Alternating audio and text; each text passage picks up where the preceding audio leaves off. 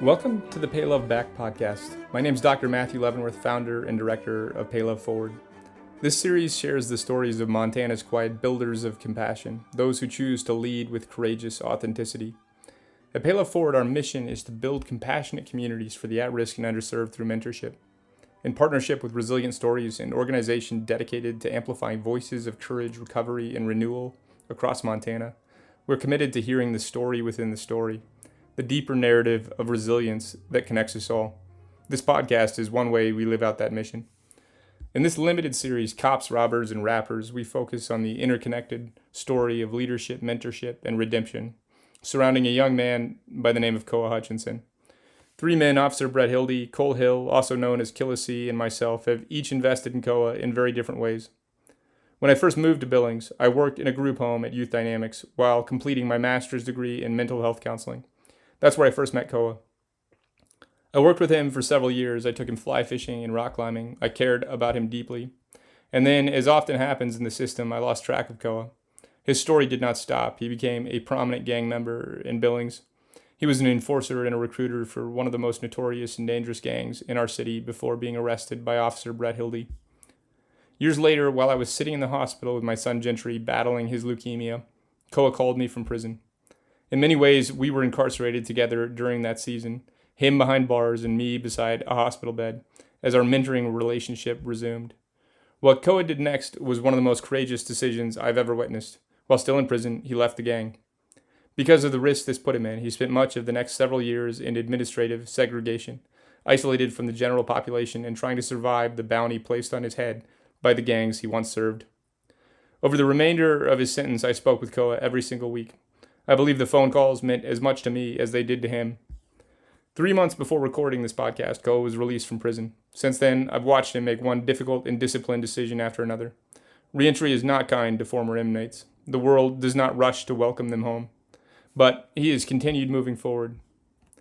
On January 29th, 2025, Koa stood before 50 community leaders at United Way and spoke about how mentorship changed the trajectory of his life. In that room, our community saw something powerful, the possibility that those we once counted out might return and help rebuild the very neighborhoods they once harmed. This series tells the story of how we got there. Part 1 begins with Officer Brett Hilde, Koa's arresting officer, who shares the path that led him into law enforcement and onto the Billings Gang Task Force. Since Koa's arrest in 2022, Officer Hilde has been promoted to detective. He has remained in contact with Koa and was present at the January 29th event. Officer Hilde has done more to disrupt gang violence in this city than anyone I know. His story of relentless service is as compelling as Koa's. To learn more about Officer Hilde, check out his YouTube channel, Primal Advancements. He also does contract work and tactical security for our city, providing his expertise and knowledge to help keep homeowners and businesses safe. The world needs better stories, and Pay Love Forward and Resilient Stories intends to tell them.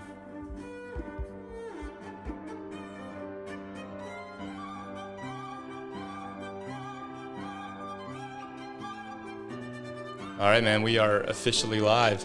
Sounds great. Let's do it.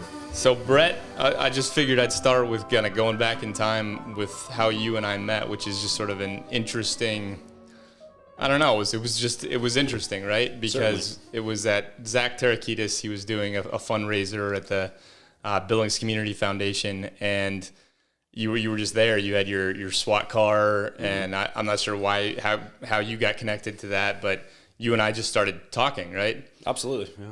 And, you know, my nonprofit, we build compassionate communities for at-risk, underserved youth through mentorship, and the gang kids have always been something that I've really deeply cared about.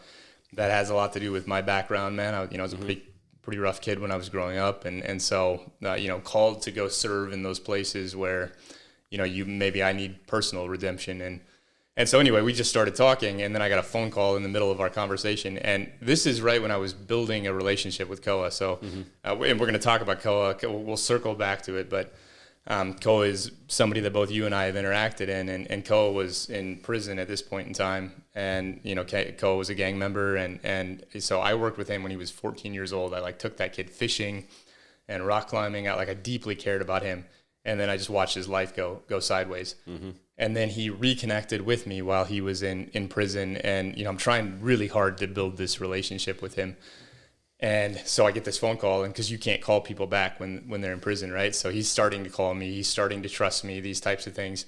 And so I was like, man, I got to take this. And I ran off and then came back. You were still talking, maybe it was Zach, I don't know who you were talking to, but kind of re-entered the conversation. And I was like, man, this is one of my kids. I mentioned his name, and you're like, oh yeah, I know Koa. Yep. Yeah, that was in terms of the event itself, how that kind of works is our team commander will put it out to all of us of, hey, we have, this event. So a lot of times it's for kids, sometimes it's for fundraising. We just call it a PR. So we have a PR event upcoming. Who's available for it? And if no one's available or no one says, hey, I'd like to go, it falls to our lowest guy on the SWAT team. But I am familiar with why they were wanting to do this. I knew where they wanted to be a part of it. We were trying to launch our SWAT medic program, which basically what we're trying to do, the goal was to get Billings firefighters to be a part of our SWAT team. So there's a selection process to get a few of them on our team. It just makes it safer for us, safer for anybody we're dealing with the general public, to where we have, that next level of care right there next to us. So we had to raise the money for it though. So, excuse me. So the goal was to be, that entity was going to assist with that. So I volunteered because I thought, hey, we need this. We really need this. And I enjoy doing those. If you're told to go do something, I don't think you do the greatest job of it. You'll show up and you'll be there and you're like, yeah, here's the armored vehicle, what have you. But, I want to go there and I want to meet people. I want to tell them a little, I want to educate them, show them the cool stuff, the bells and whistles. So I volunteered to go do that. And some are more fun than others. And we just you wandered up and started chatting with me, and didn't take terribly long into that conversation to find out we had a lot in common. And no doubt. It's not every day you run into somebody who knows some of the individuals that I deal with at work, and especially with what I was doing at that time in our street crimes unit. So kind of fate, I think, that we ran into each other that day. And, well, there was there's maybe four things that stuck out, like made an impression in my mind. And it was the reason we kind of reconnected later, I think. One is you gave me your phone number. So first of all, that was this guy really cares about our community. I don't do that often. yeah, for sure. Yep. The other was, you told me about Koa. You're like, man, if you earn one of those kids' trust, don't lose it. That's a really hard thing to earn. And you and I were talking about I want to see this kid succeed. I want to get some of these kids out of these situations. I think that is something that deeply connects you and I. I think we're tired of burying kids. Yeah, absolutely. And you can get jaded with it, especially with what I was doing at the time so I had just left our street crimes unit when you and I had met, and a little bit about that. We kind of wear many hats. We're kind of a leatherman for the department, so a multi-tool, but we look at low to mid-level drug interdiction, drug proactive work in terms of who's selling drugs. We look to interdict on those individuals. Violent crime interdiction. So if we have wanted individuals that are associated with violent crime, we look to go pick those people up. We'll do a lot of apprehension work. So whether it's somebody who has had committed a crime a previous day, we need to go catch them, or warrants. And then gang activity fell into that, just because of the climate around that time was, as you well know, there was a lot of gang activity. If anybody in Billings, unless you were hiding under a rock, between 2022, 2024, it was rampant. So we had been geared to kind of shift our priorities towards gang interdiction. So that was a lot of work involved in that. And that was a whole different beast when you started dealing with those, that at-risk kind of youth, if you will, or those young adults. They're way different than my normal clientele. They don't really understand the system the same. So to get them to in any way speak with you or open up to you was an extreme challenge. And it was unique, almost fate, that I ran into Koa, and we met in a very unique way, which you and I have spoken about offline, and it could have ended catastrophically. And I'm not even sure if I'd still be sitting here if that incident. Let's tell that story, because this is kind of a 3-part series that we're going to do, because there's really 4 of us who are interconnected with Koa, his life, his outcome, in pretty profound ways. And one of the things, because I want to showcase that there are alternative pathways. I want our kids to listen to these stories, who are struggling, who are at risk, who are maybe entertaining the idea of getting involved in a gang, and know that there's an alternative path and there's people who care.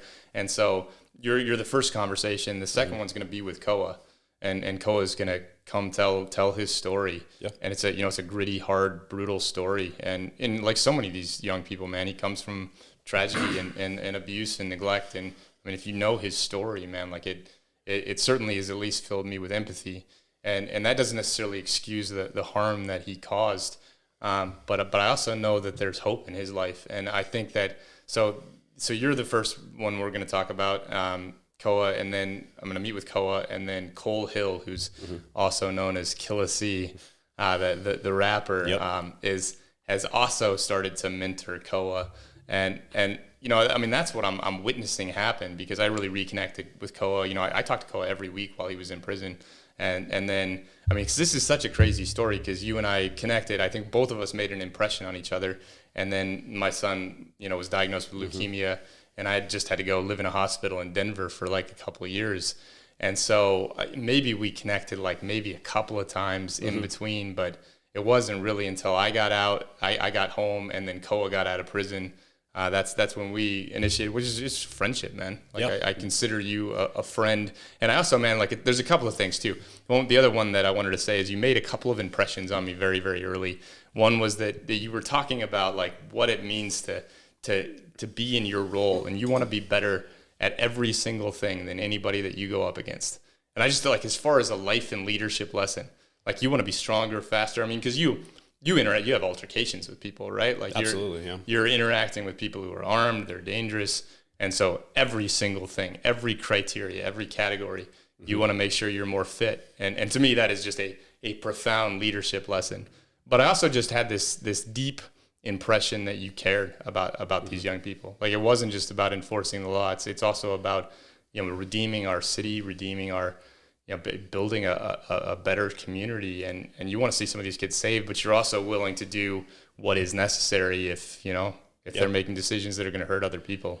Yeah, it's a very token thing in law enforcement, and it's kind of cheesy to be like, you know, I want to be the best shooter, I want to be the strongest, I want to be this, you know, this weapon, if you will. But I've always been competitive throughout my life. I was an athlete growing up. I played Rocky College, Bob. Yep. So then I went and played college ball, and it's been bred into me to be athletic and to compete and always try and be, you know, the best you can be, and also better than the opponent. You want to be better than the opponent. So it's been bred into me, and it's something that's stuck with me. And I've just kind of transformed that into, you know, using that same mentality with law enforcement, that if I can be the best version of me, I'm hard to beat. Can I be beaten? Absolutely. But I think I owe it to me, I owe it to my family to be the best version I can be out there, to make sure that I'm coming home and that my coworkers are coming home. And once again, it's a super token thing in law enforcement, but it's absolutely important. I'm going to get off track a little here, but there's too many cops that are out of shape. There's too many cops that just don't hold any type of standard, and that puts a lot of people at risk. And I'm never going to be that. When I do this job, I'm always going to come ready. I'm going to be sharp, and you know, you do have to be ready for a life or death altercation. That's part of what we do, and you don't get to go back and say, man, I wish I would have worked out. I wish I would have taken care of my body. That's something that you have to have every day. In terms of my interaction with Koa in that story, I can kind of touch on that as well, if that's what you want to jump into next. Yeah, let's tell that story, and then kind of rewind and talk about, you know, what got you into being a police officer in the first place. Sure. So I'll preface this at this point. I've not always had that, and I'm still learning it, but I've not always been what I would say is super compassionate and we can save these at-risk kids. That's not always been there. Where this story starts, I certainly wasn't there. Mentally, it just wasn't, I didn't have the bandwidth at the time. At the time, our job was to stop them from killing each other. That was my goal. Killing the rest of us too. Yes. So if we can, if we can save someone in that process, that's great, but that wasn't my priority. My priority was somewhere else. And I don't think there was an issue with that. I think that was a holy endeavor at the time. It came later. My ability to try and do more came later. My job description is law enforcement. That was what I was trying to do.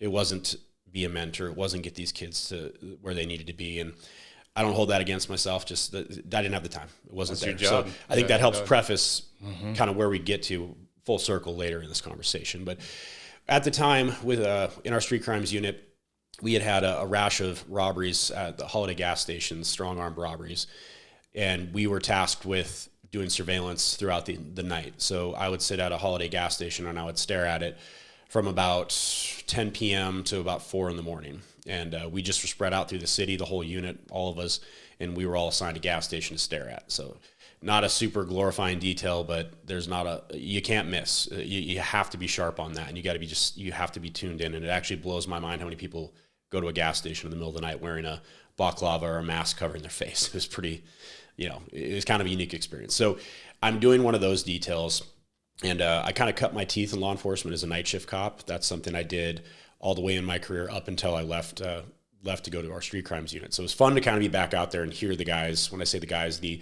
ones working patrol on the radio, and kind of hear the excitement of the night shift in Billings, Montana. So as I'm sitting watching my assigned gas station, I hear a call for service come in of a armed intruder breaking into someone's house. Basically a breaking and entering with armed individuals. And it's not terribly far from where I'm at, but my job is to sit and watch this gas station. I can't leave. I'm not going to go to that. We got guys that are going to handle that.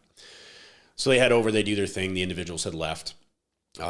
As I'm sitting there at my gas station, which I'm not terribly far from the scene of this crime, I just you're a trained observer in law enforcement. You're always looking at everything, and you're trying to soak it in, and you're looking for your last piece of concealment cover. You're looking for vehicles that drive by. It just gets ingrained in you, and it's a little overloading at times. But I happen to see this, once again, mind you, it's about 2-3 in the morning, so there's not a lot of traffic.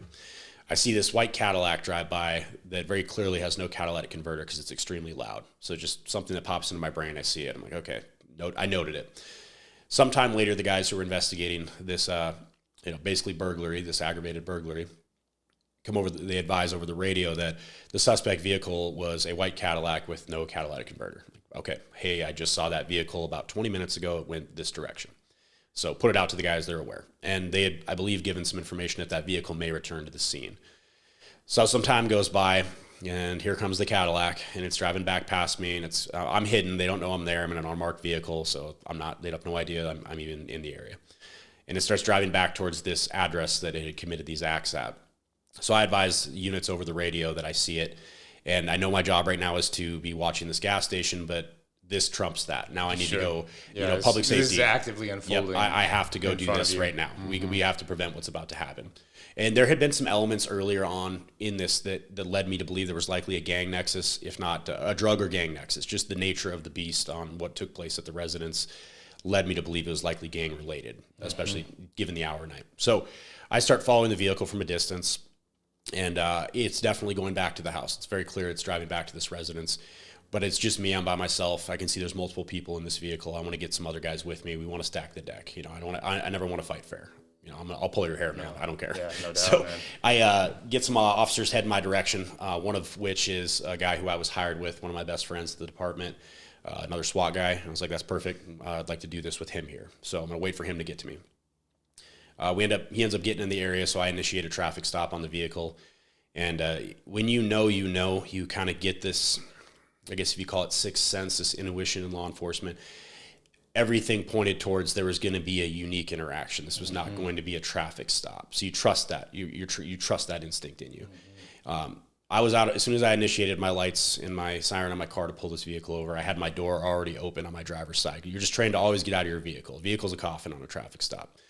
Traffic stop already is the second most dangerous thing you do in law enforcement. Number one being interdiction into a domestic disturbance at someone else's house. That's those are the two big ones where we get hurt.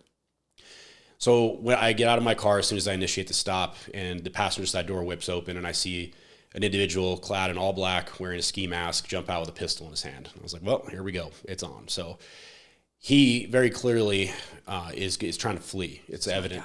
This is not your guy. This one's not your guy. Your guy comes into play shortly here. But so this individual gets out, and it's clear he's running from me. He's not turning to engage with me, but he's armed, and I think that it's the fight or flight. If I corner him, what's going to happen type thing. So I give chase to him. He runs towards a residence, and he runs through the access gate on the front side of the house to go into the backyard. And as we're running, I have my firearm drawn and basically pointed directly at him, because this is going to happen quickly if it does, and we're very close, and it's not a great situation to be in. No. You as the individual reacting are always going to be a quarter second behind the individual performing the action. We have to process the information in front of us and understand what's taking place. Then we have to have our brain tell us we're going to do this specific action in return to what we're seeing. It's got to be automatic. And then we have to perform that. So we're always a quarter second behind the curve when we're reacting to something. And you try and cut that time as best you can. So as I'm chasing him, I see that we're running up to like an 8-foot wood fence. I know he's not going to make it. So I just stop right there. And I was like, all right, if this is going to happen, I'm going to create some distance. And he approaches the fence. He realizes he's also not going to make it. And I was like, oh, here we go. And your mind's racing in those moments. And he winds up and throws that pistol over the fence and lays down on the ground. I was like, okay, there we go. You know, that was. He had it in his hand, though. He did. The whole time it was in his hand, Wow, and it was quite the moment, I'll say. I've been in some unique situations, some life or death situations. I've had to use lethal force in my department before, and it's not a fun experience. And I wasn't wanting to do that. You know, that's the last thing you want. And he throws the gun over the fence and he gives up. I'm like, all right, that's better. That's not what I anticipated here. So take him into custody and get him identified. And he is a 17-year-old Native American. So put yourself in my shoes there, especially that time in the, following the George Floyd incidents and the fallout for law enforcement following that. That would have been devastating for me. That would have been, I don't know if I'd be sitting here still, so that would have been a hard one to go through. So we get back, I digress on that. We get back to the vehicle and here's Koa. Now I meet Koa. Koa's a smart kid. Koa's good at what he does. Koa's a very smart kid. Koa's channeling all that intelligence that he has in a very negative way, but he was good at it. I'm going to give him credit where credit's due. He's doing a thing that we call getting loud. So we go up, everybody's detained in the vehicle. The other officers are detained, all of them, and Koa is just giving all the officers an earful, telling them how my dad's a tribal member. He's the tribal chairman or some position that's important with the tribes, basically, to try and intimidate us into letting him go, basically. And I've been there, done that, man. So a lot of young guys on night shift. I had some experience, and I read right through what he was doing and said, stick him in a car. We don't need to listen to this nonsense. And he knew it was over at that point, so he stopped. But later we talked, and he let me know. He's like, that's what I was trying to do. I was trying to get you guys just to let me go through throwing all that at you, the political climate at the time.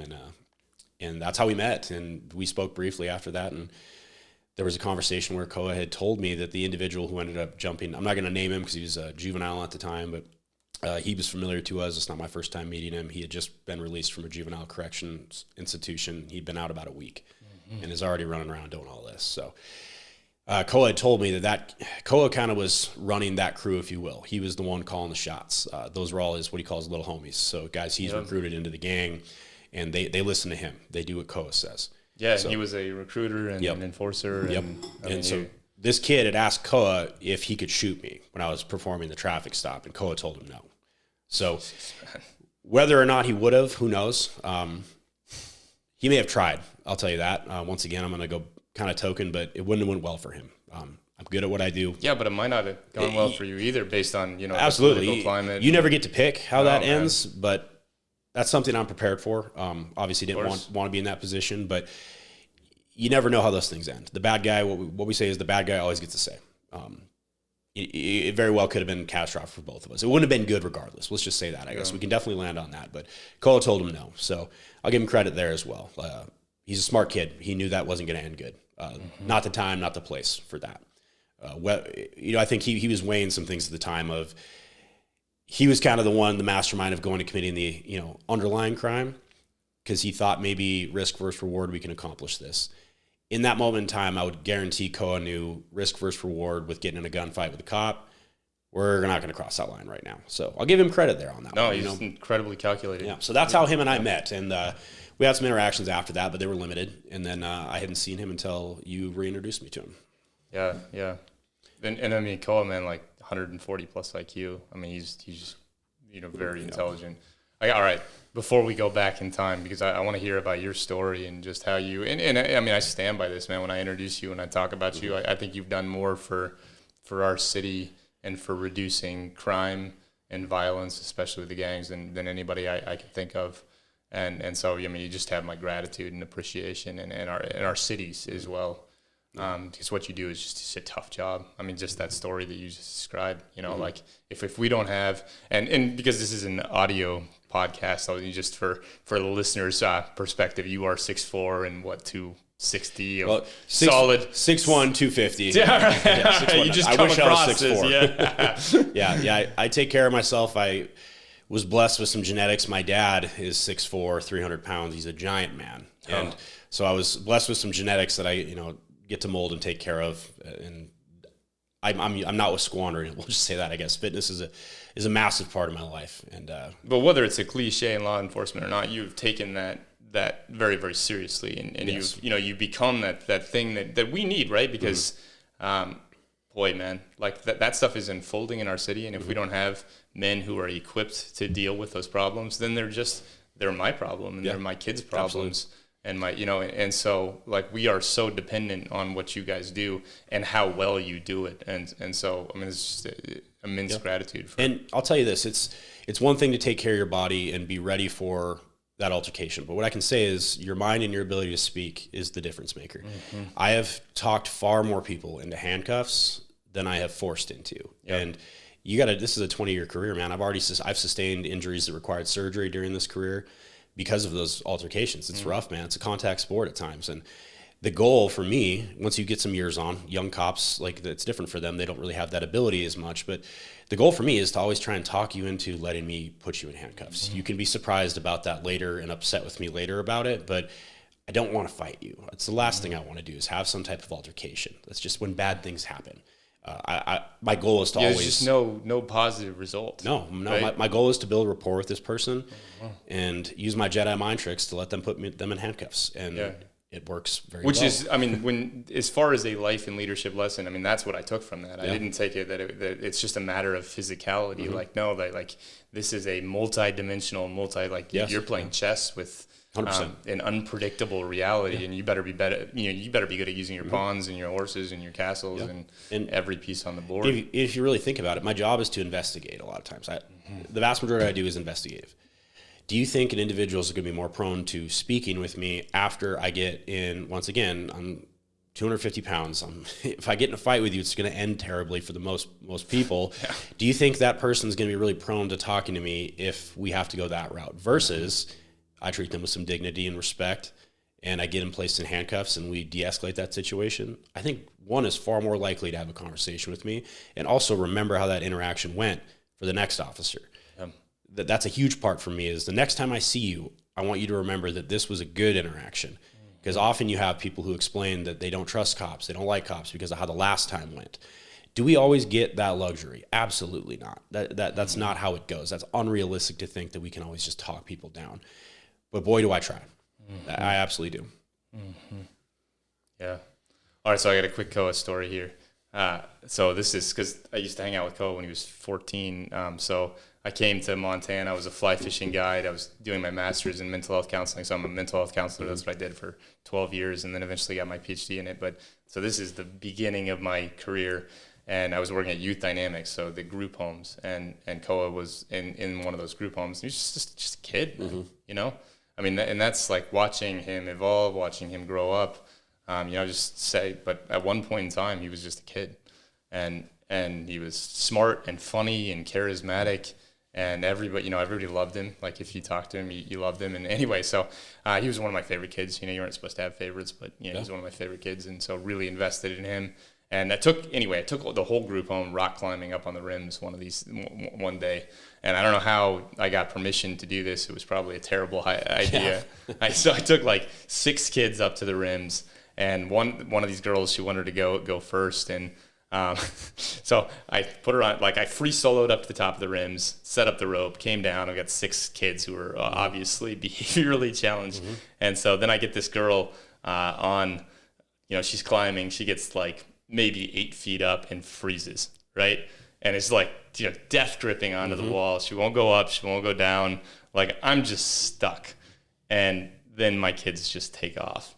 And based on how the rims are set up, like it's a wall of sandstone, and I'm pretty convinced they can't go anywhere, right? Mm-hmm. And so I'm like, all right, I just need to deal with this. I need to get her to a safe place, and then I'll go, round up all of these kids and finally get her down, and they are just gone. Not a good feeling. This is a terrible feeling. I'm in trouble. My job is over. Like, I don't know what. Yeah, for sure. And so I get, one of the other members of the house to come pick up the one girl that I still have in my possession, and then I run back up, and I'm just frantic because it's a dangerous landscape. It's not a safe spot to be, and I just can't find them anywhere. I must have spent 4 hours just running back and forth, and I'm good rock climber. So I'm Yeah. free soloing up and down. I'm like just frantic.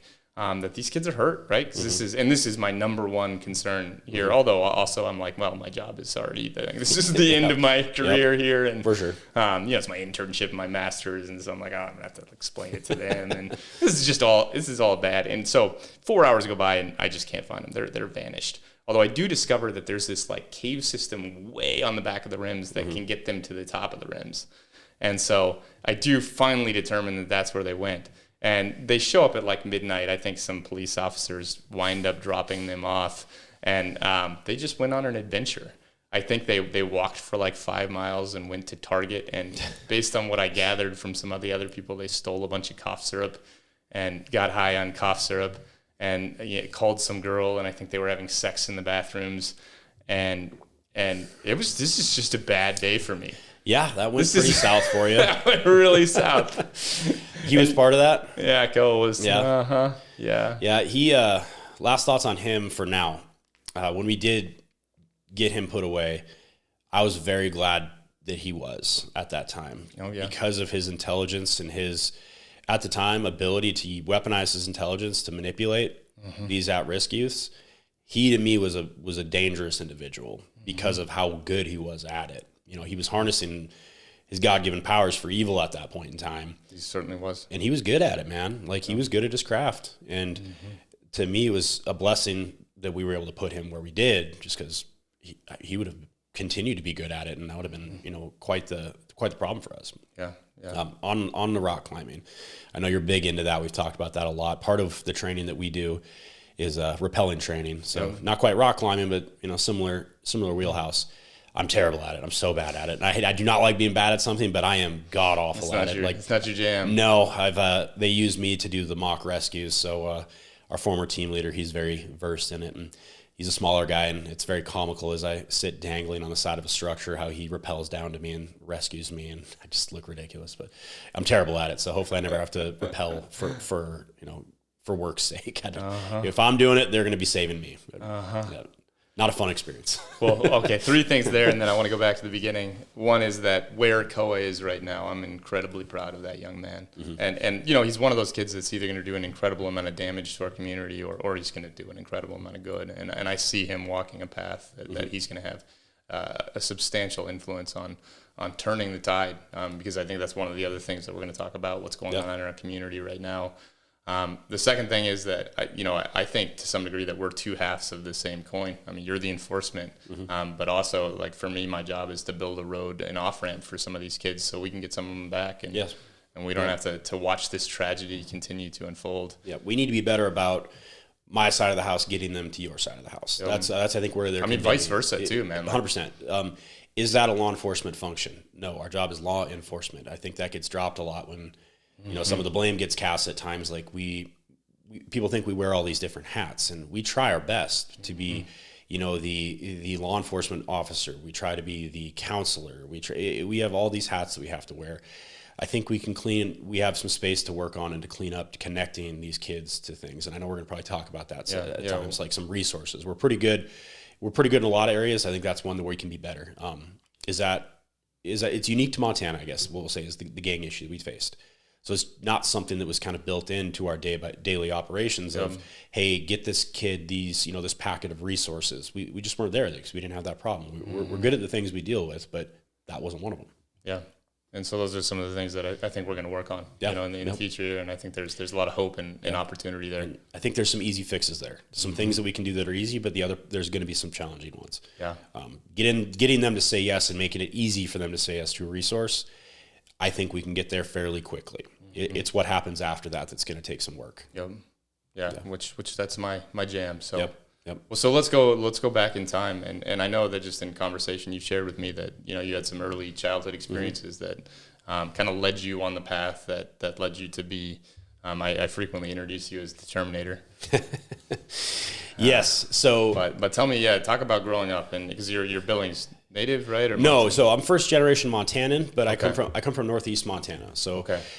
A small town called Culbertson, Montana. It's up in the northeast corner of Montana, stone's throw from North Dakota, and about an hour from Canada. So the unappealing side of the state, if you will. So a lot of sagebrush, rolling hills, wind blows 110 miles an hour. You can watch your dog run away for 3 miles up there. I grew up there, but I moved to Montana when I was about 6 months old. My family all comes from Minnesota. My dad went to school for law enforcement as well, and he got his second law enforcement job in Roosevelt County, where I'm from. So he got a sheriff's deputy position there, and he was actually going to go accept that position when I was born. So he was in Montana when I was born in Minnesota. So my family moved to Montana when I was 6 months old. We lived in Wolf Point, Montana. And I have no memory of any of this portion of it, but it was a turbulent relationship with I'm going to call her my biological mom. There'll be some terms we use here. So my biological mom and my mom are two different people. My biological mother and him, it didn't work out. They were young. You know, a lot of times that happens. Law enforcement specific, we have like a 75% divorce rate. I don't believe that was a factor with this. It was just they were not meant to be in any way, in any shape, capacity. So they split. She moved back to North Dakota. She lived in Fargo, North Dakota at the time, in the area of. So this is where memory kind of starts for me, the things that I can start to remember. My older brother and I, so that's my full brother. I have a half brother and I have a full biological brother. So my older brother and I were with my mom predominantly. She had predominant custody of us, which looking back, knowing what I know now is terrible, but it is what it was. We would go see my dad in Montana, and it was, I have distant memories of that, the very vague memories of when, probably 4 or 5 years old, when memories are kind of starting to resonate for me. So I remember the back and forth of it. I remember her trying at times. You know, there's certainly effort. We were taken care of, but I didn't know what was going on around me. It's safe to say that. She was pretty unstable in terms of having a good person around her in terms of a partner. I remember she did find a man who was a great guy. I still talk to him to this day. That he was I'm really glad that he came into her life, because I think that probably saved me a lot of grief, and also her. Didn't know it at the time, but she was struggling with some pretty gnarly addiction with methamphetamine and fentanyl, or not fentanyl, the precursor, the pre-fentanyl, so heroin. So methamphetamine was her go-to, but there was heroin use involved as well. Going back to it, knowing what I know now, I can picture many times where, like, I remember smelling marijuana now, like, once you understood what that smell was. And there was a couple where the straw that broke the camel's back with me and my older brother living with her. I remember vividly, she woke us up in the middle of the night and put us in her bed, not in our bed, and said she had to go do something real quick. And she just left us in her apartment by ourselves, middle of the night. And I remember laying there and just crying with my older brother because she never came back. She was just gone. And we laid there for God knows how long, terrified. And then her parents, my grandparents, showed up, and they're like, oh, she had to go do something. She'd been arrested in the middle of the night for a drug charge. And I had no idea. You know, we're just terrified little kids. And I'll preface with this. I think there's a lot of this that I don't know that I wear and that has affected me as an adult, but it's there. It is in some capacity. Some for good, and some probably not so much. So then I went and lived with my dad full time. Speaking from experience here, I couldn't imagine being able to do the things he did and be able to raise us the way he raised us as a single father while working night shift as a cop. I have absolutely no clue how he did it. I'm super grateful for that, and I've told him that many times. But so we went and lived. He manned up though. Absolutely, he had. You know. I mean, he was always present. He was a great dad. Like, I mean, he still is to this day. But he took both of us, up to Wolf Point, Montana, and we lived with this old couple. Names were Ruben and Arlita, and we were we were definitely the minority up there. You had two little, I basically had white hair running around, and you're living on the Fort Peck Indian Reservation. So we stood out a little bit. It was a unique experience growing up there. And, they would watch us during the day when my dad would work, and we'd all sleep in my... This is where Koa is from. Yep. This is just one more, I don't know. One more factor. And I remember we'd all sleep, me, my older brother, and my dad would all sleep in his waterbed, because waterbeds were cool still back then. But yeah, we... Flash forward a few years, my dad met, who is now my mother, who has been for the majority of my life that I can even really remember. And they got married. We ended up moving. There were some incidents that led to us moving off the reservation up there. My dad got shot at a few times. Our house got shot up a few times. I mean, Wolf Point's hard. Yeah, well, we moved from Wolf Point to Poplar, which is a little bit harder even, and it just was not a good fit. So then we moved to Culbertson, where we ultimately landed. But during that time period, there was still a relationship with my biological mother. She would come visit us. We'd go visit her at times. And I still didn't really know what was going on behind the scenes. I had no idea. I knew there was definitely some differences in life with my dad and life with my biological mother when we were together. And, gosh, I think that continued on for some time where we'd go visit, we'd go back and forth. And, it was always fun to go. It was fun to see her. She did a good job when we were with her. I mean, there was always little things that weren't as bad as the time she abandoned us in the middle of the night. There was a few times where I was like, I don't know if that's normal. But then, she had met this guy that I had mentioned, this boyfriend who extremely stable, great job, had a cool farm just outside of Fargo that, mini bikes, and he'd take us shooting, and great man. And I think that offered a lot of stability for my visits for her. So I'm very grateful to him. And once again, I still keep in contact with him. Anyway, that went on for a handful of years. And I would say I was probably 8 or 9-ish years old. And we used to write letters back and forth, like actual letters. It kind of predates, we're just kind of getting into the internet taking off days. And the letter stopped, the call stopped, and I thought my dad was keeping her from me. So this was a scornful part of, I regret this. And I thought he was keeping the letters from me. I thought he was stopping her from contacting us. And I had a lot of anger towards him for that. I'm too young to understand what's going on. And I kind of forced his hand in a sense. He told me. Maybe you've sorted that out now, but that was your mom. That was hard, man. That was a rough time for me. For sure. I had a lot of rough ones on that. There was a lot of tears shed over that. And that was a tough time for me, and because we were close. She was my mom. And she's mom. Yeah, it was tough. Nothing changes that. And I'll say I was blessed with a far better version of her, a far better version of her. Her name's Jeanette, my mom now, and amazing woman.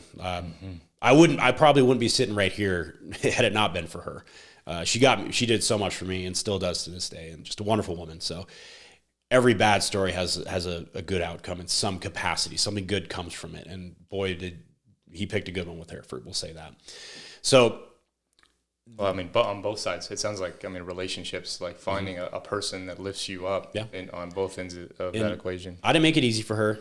It's never easy when someone new enters the picture, the whole "you're not my mom" syndrome thing. Yeah, man. I didn't make it easy at all, and neither did my brother. It wasn't always easy for her, but it never is with those situations. It's not always going to be this, perfect match and perfect relationship. You got to learn each other a little. So we made it hard. So sorry, Mom. And but I made it plenty hard on my parents and didn't go through some of these things. And so yeah. I don't know, man. Yeah. So when everything stopped, when the letters ceased, when the contact ceased, my dad I put him in a corner. I was blaming him, and he had to make a choice. Like he obviously wanted to tell me all these things when I was older and could understand it better, but he sat me down and explained to me, like, what I do for a job. You understand the things I see. And in lesser words, basically, it was like, your mom's a drug addict. Like he said it better delivery, and he wasn't trying to be scornful towards her. He never talked down about her to us. I'll give him credit. Boy, could he have, So, but he told me the truth, and I believed him, but I was still upset about the situation. And I still thought maybe is he telling the whole truth here? It was a confusing time. But I believed him. So moved on with life in a sense. But that doesn't just overnight, like, oh, hey, by the way, your mom's a drug addict. That's why she's not talking to you. Okay, cool. We're good to go. Like, life's back to normal. That's not how that goes, man. That's not realistic. So there was some damage done over that, and I can't say specifically what it's changed me and me, but it has done something. And we'll get to why I think it has changed me for the good in a certain way. But life continued on, right? So we keep going. Things start to level out. Things are normal now. It's just a weird conversation to have because a lot of my high school or my friends that I grew up around knew she existed. So then she was just gone. So that's another awkward factor to have to be able to explain the family tree there and how she doesn't exist anymore. So kept in contact with my grandparents on her side very loosely. And unfortunately, they kind of disappeared too, though. They would reach out.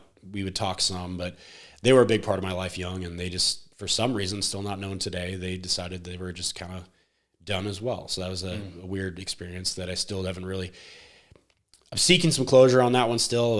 My grandma has got terminal cancer and she's going to pass shortly. And I'm toying with going out to see her just for me, like for my reasons, selfishly, maybe a little closure I think would be good on that one, but that's a whole nother thing. So life moves on. You're watching people come in and out of, you're a kid and you're watching people come in and out of your life. Very important people too, that have a lot, that I've spent a lot of time with, that have done a lot to help raise me young.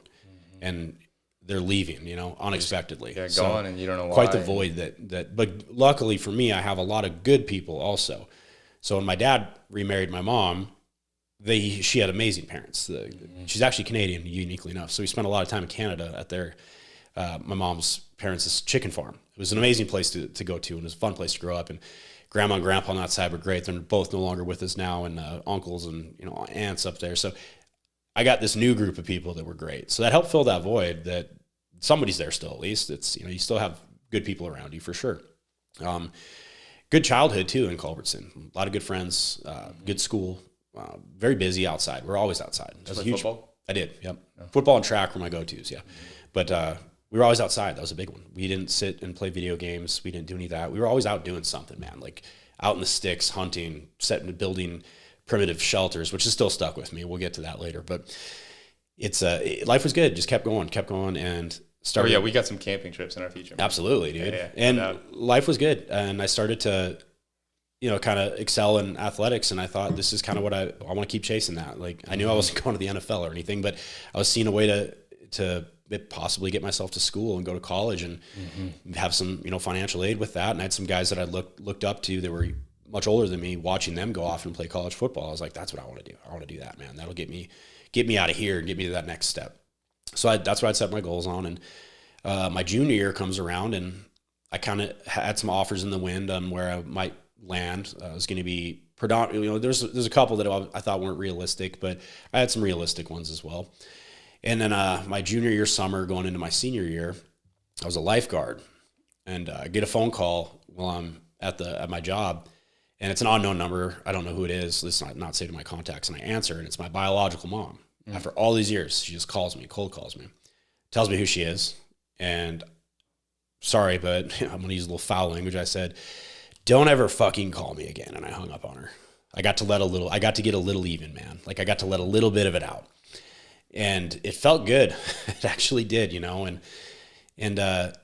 she didn't call back and let it be. And it took me off guard, man. It definitely did. I wasn't ready for that call. And it felt good though to tell her, don't leave me alone. You have burned that. Like, I got no time for you. That time has come and gone. So I flash forward a little bit, go to Rocky. I land on going to Rocky Mountain College. And can I ask you just to rewind that a little bit? Sure. Because, I think of some of these kids that we're talking about, Koas, and, they have a lot of the stuff that you're describing in their background and their childhood. And for whatever it was, you seem like you were on a pretty positive trajectory. I mean, you were in sports, you were in, but those temptations are there, right? Like, it's not like they're absent from your life. And so I'm curious as to what kept you on this pretty positive, productive path, as opposed to taking all that anger and pain and rejection and turning that into something destructive. I'm gonna credit a few things for that. Well, I'm also gonna preface this. I was no angel growing up. There's not a lot of things to do I've heard your wife mention that last night. There's not a lot of things to do in the middle of nowhere, Montana. There was alcohol involved from probably my sophomore year on. It's something that happens. It's kind of the culture there. You just do it. Kids just go out drinking, and it's dangerous, man. We lose a lot of people to that. And I got pretty lucky a handful of times that nothing bad ever happened to me, I guess we'll say. And I think the reasoning why my trajectory maintained and I didn't slip up, or I didn't decide to go down this dark path. One is geographically, yet again, there's not much really there in terms of the ability to, I guess, join a gang or go do these, criminal acts, really, unless you're just off by yourself doing it. Like, there's some there, but not in Culbertson. So there's a footprint on the Fort Peck Reservation, just like anywhere. There's a footprint there of, some gang activity going on. Not like we see here, but it's there, right? So could it have been different if we would have stayed there? I think so. That could have been a factor if we would have stayed on in Poplar, Wolf Point. And that's not to talk negatively about the reservation or anything, but it's just the reality of it. It exists there. It didn't in Culbertson. So I didn't have that ability to go that direction.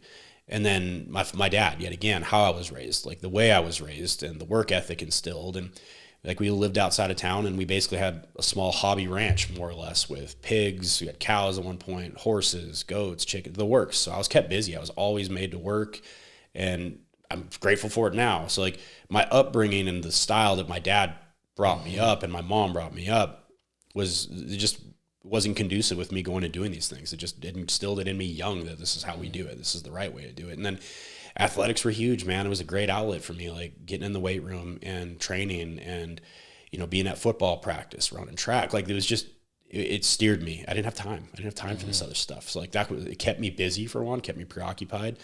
And I was just molded correctly young, like, which is a huge factor that we're going to get into probably in a while of why these young people choose to do these other things is they didn't have that structure. They didn't have that in front of them to these outlets that they could do positive. You had enough like counterbalancing forces. It was everywhere. It was all around clearly me. There was like pain and rejection. And I mean, that's so tough what you went through with your mom, but I didn't know how to manage it. I got lucky, man. And like, did it cause damage long term? Absolutely. But it could have been worse. Absolutely. It could have been so much worse. And having those outlets and having, a strong father in my life, that got me to where I'm at now, man. There's no doubt that that normally doesn't happen. We don't really see that demographic or that the situation play out like that. We don't see the strong, single father figure. Traditionally, that guy's the one who vanishes, right? He just takes off. That was the opposite. I had a unique experience in that arena that he's the one who stepped up. He's the one who did the job. I mean, this is why I'm so huge on mentoring, man. It's just that the influence of a strong male role model is, it's irreplaceable, in my opinion. Like that is a recipe for disaster to not have in some capacity. Moms do a great job, and I'm not taking anything from them, but for personal experiences speaking, at home, my 3 and 4 year old boys take it a lot different when dad is hollering at them because they did something wrong than when mom is. It's just the nature of the beast, man. It is. Yeah. And single moms, man, they do a great job. They got a hard battle. They have a hard battle in front of them, and more credit to them, especially when things work out great for them. Because like statistically, that's a tough one. That is a tough one. So credit where credit's due on that for sure. Had I went with, say the tables were turned and I went with her, I 100% would be sitting here now. I would be a problem in Fargo, North Dakota right now. They would be chasing me around. They'd be trying to, I guarantee you, I would be on the other side of the table. I would be a problem.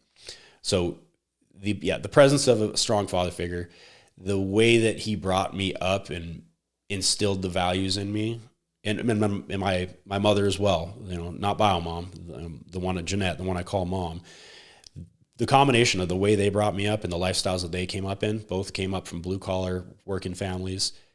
That's a huge factor. And then having those role models around me in terms of, mentors like coaches, the older kids I looked up to that were playing these sports, having them around me. And then that outlet of athletics was huge, man, was huge. So those are the main factors I looked at. And then geographically, there's just not a lot of gangs running around Culbertson, Montana. So that was a blessing.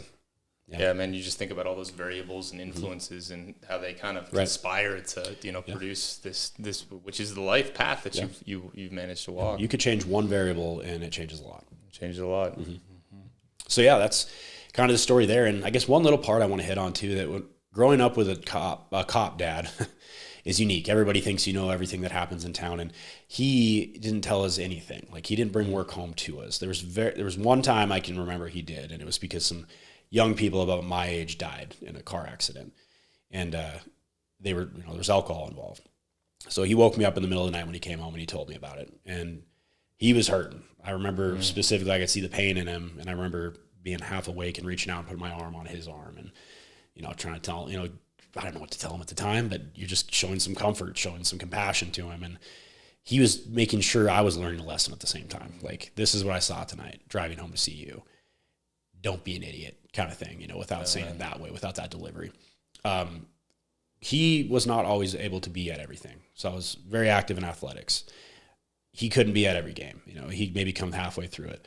I never held that against him. Never once. I respected what he did for a job. I loved it. I'd leave little notes, in his car for him. And I was always excited when I'd get to clean his cop car for him. And it was so fun to grow up around and be around yet again, another huge group of role models. He'd always bring his coworkers around. It was a tight community, and we'd all watch the UFC fights together. We were together a lot, and I knew right away. I was like, I want to do this someday. I want to be this, and that was instilled pretty early on. It was, and looking back with what I know now, I can see a lot of. There was times where there was certainly pain for him. You could tell just based off my experiences. The way he was very protective of me up until probably about my junior year. I wasn't allowed to go do things because he knew what that was probably going to entail. So I was sneaky about it, like any young kid will be. And I still would do these things, and, underage drinking basically is what I'm referring to. But he was very protective because he saw the terrible things that happen to people out there. And he wouldn't share that with me. He wouldn't share that with our brothers. Like, he kept that pretty tight, which is something that every cop has to make a decision on what they're going to share with their family when they go home after work. I preach this to our new guys, and it's something I'm very passionate about. You got to share something. I'm kind of getting off track here, but it's an important point, and something I saw in him. You have to let people in. You have to in some capacity. Like, right? How much secondary trauma am I going to push to my spouse, though? Sure. I had to see the terrible thing. Why do you need to hear about it in detail? So I'm cautious with that in my personal life, but at the same time, they're gonna know. They're gonna be aware that you're not you right now. So it's important to try and relay a message of, hey, I had a bad one today. I'm gonna be okay, but I'm gonna be wearing it when I get home. Something, right? So looking back at that, knowing what I know now, this is why I kind of mentioned that, is I could see that in him. I could see that in his eyes now, looking back, that there was some of those times where he was hurting coming home, and I experienced that same thing now. Mm-hmm. So yeah, very fortunate to be brought up the way I was. I'm very lucky, and it would have been easy to be resentful in a lot of ways. How come he's not at every game, this, that, the other? Like, I never had that. I never did. I'm glad I didn't, because I would feel bad about that today if I did. Especially, it's almost something like perspective in all of this. Like, you were able to maintain a perspective that honored the people in your life, mm-hmm. that didn't internalize some of the stuff that you certainly could have. Mm-hmm. To recognize that what your dad was doing was honorable. Yeah. Even in spite of some of the hurt. Yeah, I think that's a good way to put it, man. Like, I was able to channel it in an appropriate manner, and for how young I was, I guess understand it in a way maybe I shouldn't have been capable of at that point in time. Like, it's easy to sit here now and say I get it because I live it, but then it would have been very easy to be scornful towards him about it and complain, and it's one more of those variables, though. If you shifted that, right? Mm-hmm. If you'd taken a different perspective on what happened with your mom, some mm-hmm. of your dad's absences, like that could have taken you on a different road. Yeah, that's not to say we never had battles. We always do, but at the end of the day, I always respected him and looked up to him, and mm-hmm. I wouldn't definitely wouldn't be sitting here without his guidance over the years and continued guidance. We talk often. He worked hard his whole life. Him and my mom, they worked so hard and lived in a not very desirable part of mm-hmm. Montana. And right now they're sitting in Costa Rica in a new house that they just built this year that they've worked so hard for. Yeah. And I'm so happy for them that they get to do that. And so I get asked at times, like, well, they don't get to be around your kids then if they're in Costa Rica. Like, they're my kids. It's my job to raise my kids. It kind of blows my mind how times people push their kids onto their parents so much for like daycare and this. And like, they did their job. They raised their kids. Like, they love their grandkids, and they see them often. We FaceTime them all the time. It's that much more special when they get to visit. And plus, the kids get to go to Costa Rica. Exactly. They earned this, man. I have no scorn for that. And it'd be easy to be like, you should be here and be around it. And that's not the case. You earned this. You worked so hard for this. Go enjoy it, man.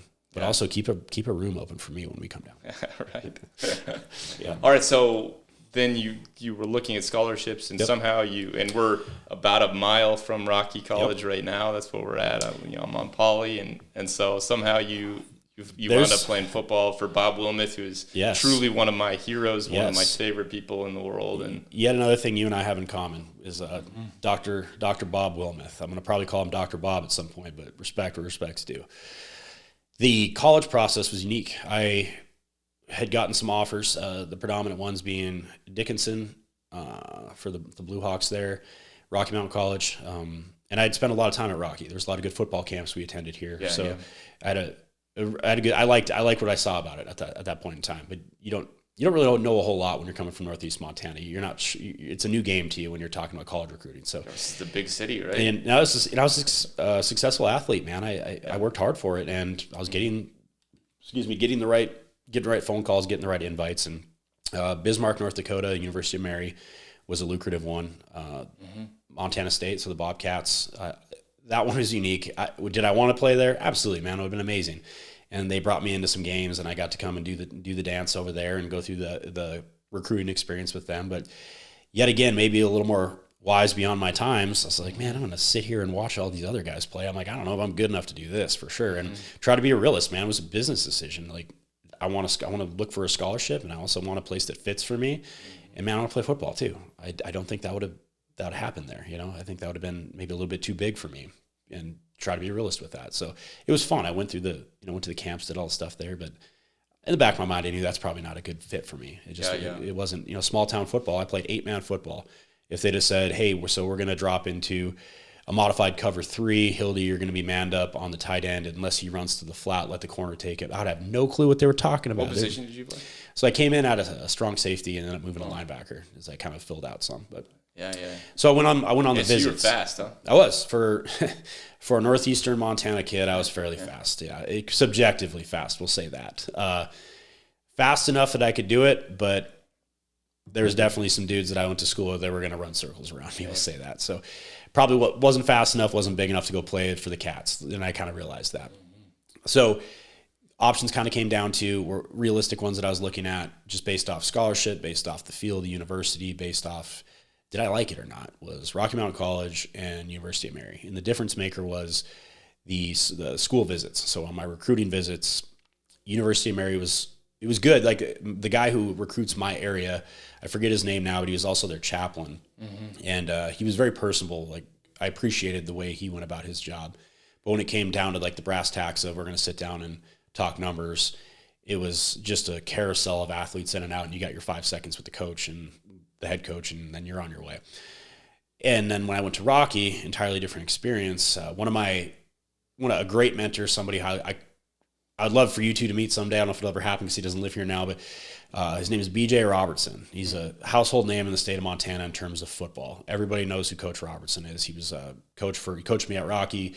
He was the head coach at University of Montana Western. He had a stint with the Bobcats as well. And there's not a lot of people cut from the cloth that this man is. High energy individual, and is just, he cares so much about his athletes. Yeah. He wants to see you come in and perform and excel and get that degree and go on.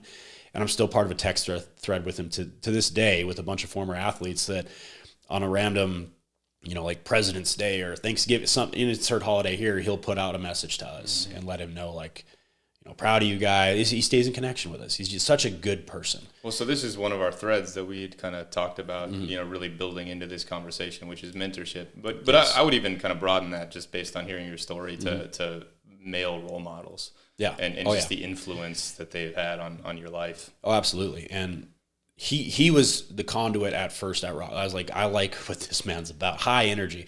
And Coach Robertson's vertically challenged. He's you have Tim Huck, our friend Tim, about that height. The shorter guy, but the energy of a 7-foot-tall giant, this man. And he just, I love the guy. I loved him, still do to this day.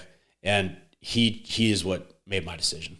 The way he interacted with the campus in general, and the way he walked through when I walk up to him, he's like, how's your younger brother doing? I know he's getting ready to start high school. Like, how's Jonathan? I'm like, how do you know who my younger brother is? Like, he did his homework, and the Culbertson Cowboys. Like, he's just so familiar with the state of Montana and has a great pulse on it that my visit here was awesome. And I also knew some guys who were playing here, some guys I'd played with in high school, and they made it easier to say yes to a place like this, the way they spoke about it. And the head coach at the time was Dan Reeves.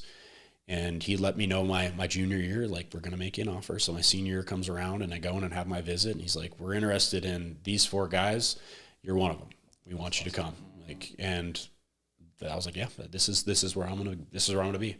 And I didn't know much at the time, but I was like, I want to be a physical therapist. That's what I want to do. I'd had an injury in high school where I got to do, and I did an internship with a physical therapy program back home. And so I didn't, at the time, Rocky didn't offer that. I had no clue. I was like, you just go to school and pick whatever you want. They have everything, right? And I had no idea what I wanted to do in terms of actually, classwork. Yeah, you had a personalized experience that clearly you were cared about if you came here. 100%. And that's what brought you here. So, I'm 100% sure Bob's going to listen to this podcast.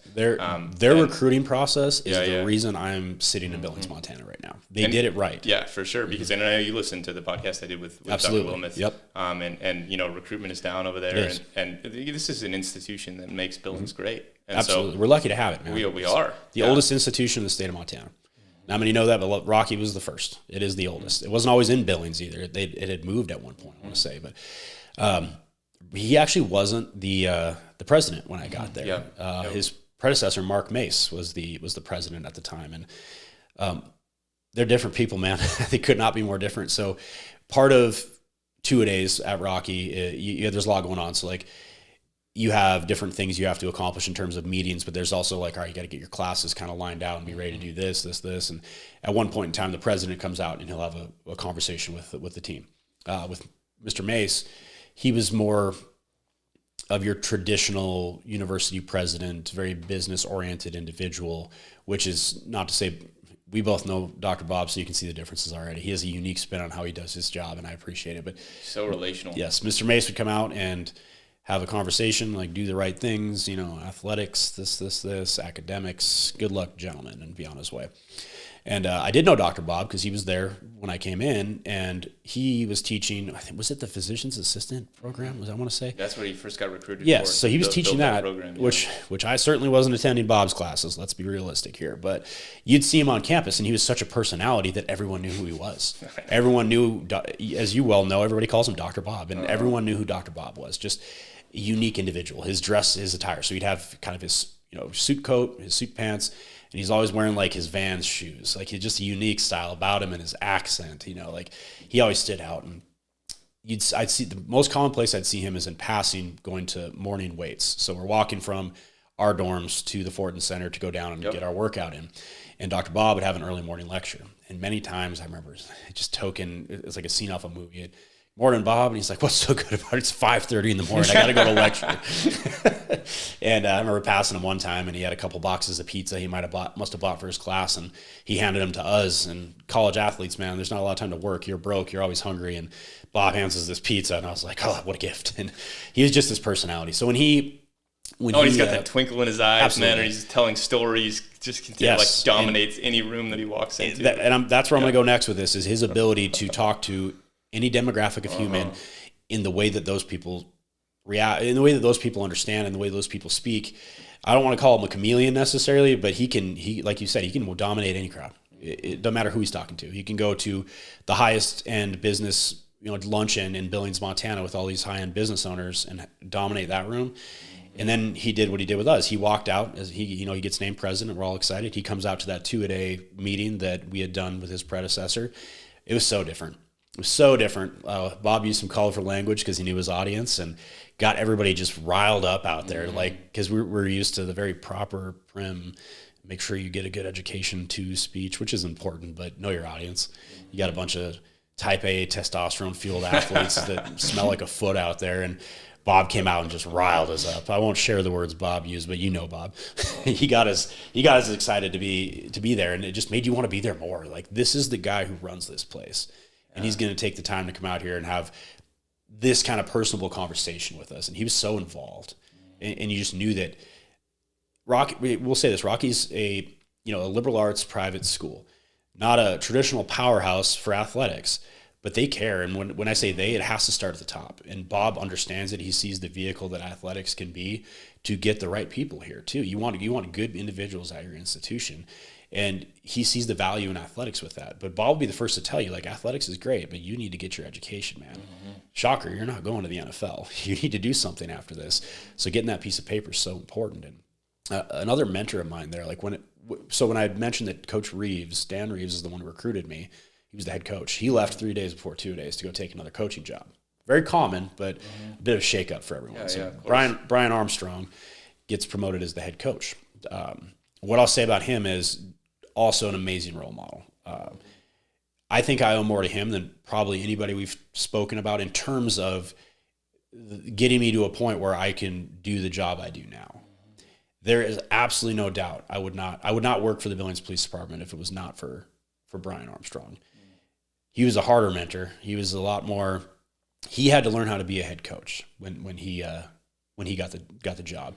He was an offensive line coach, and they're a unique breed. Being around, if anybody who's listening to this has been around that, you understand how O-line coaches are. They're boisterous.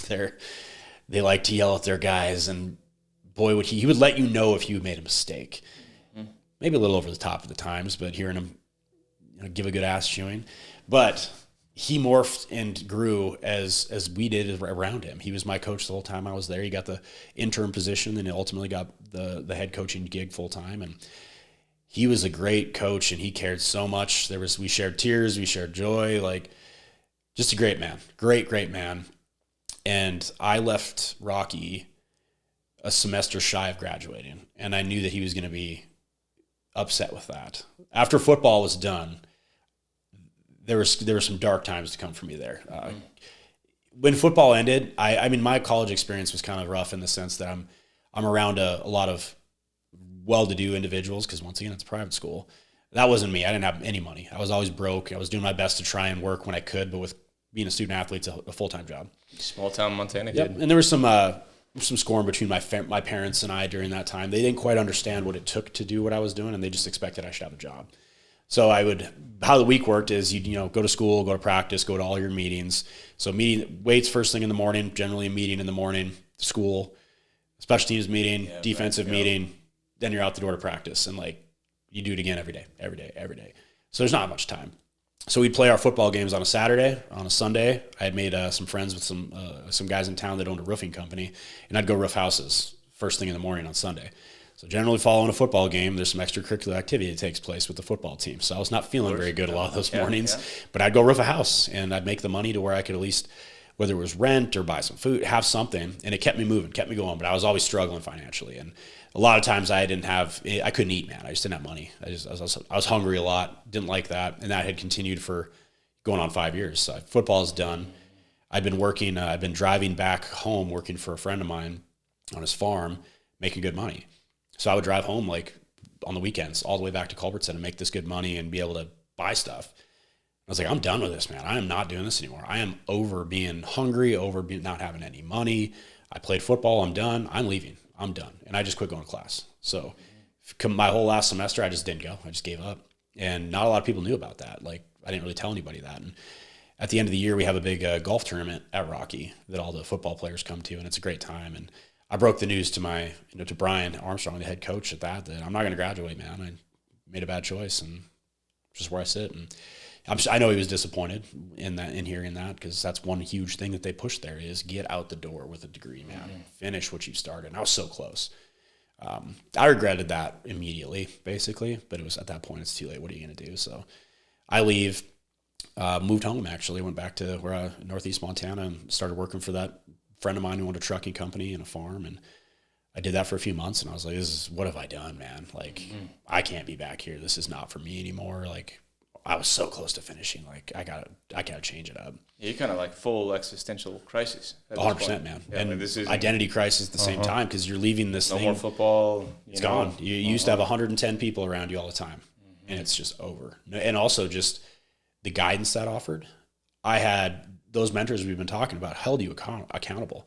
If you didn't have a specific GPA, we had this thing called study table, mandatory. You're going. There's mentors, there's tutors there, and you're doing your homework. You had to be at it.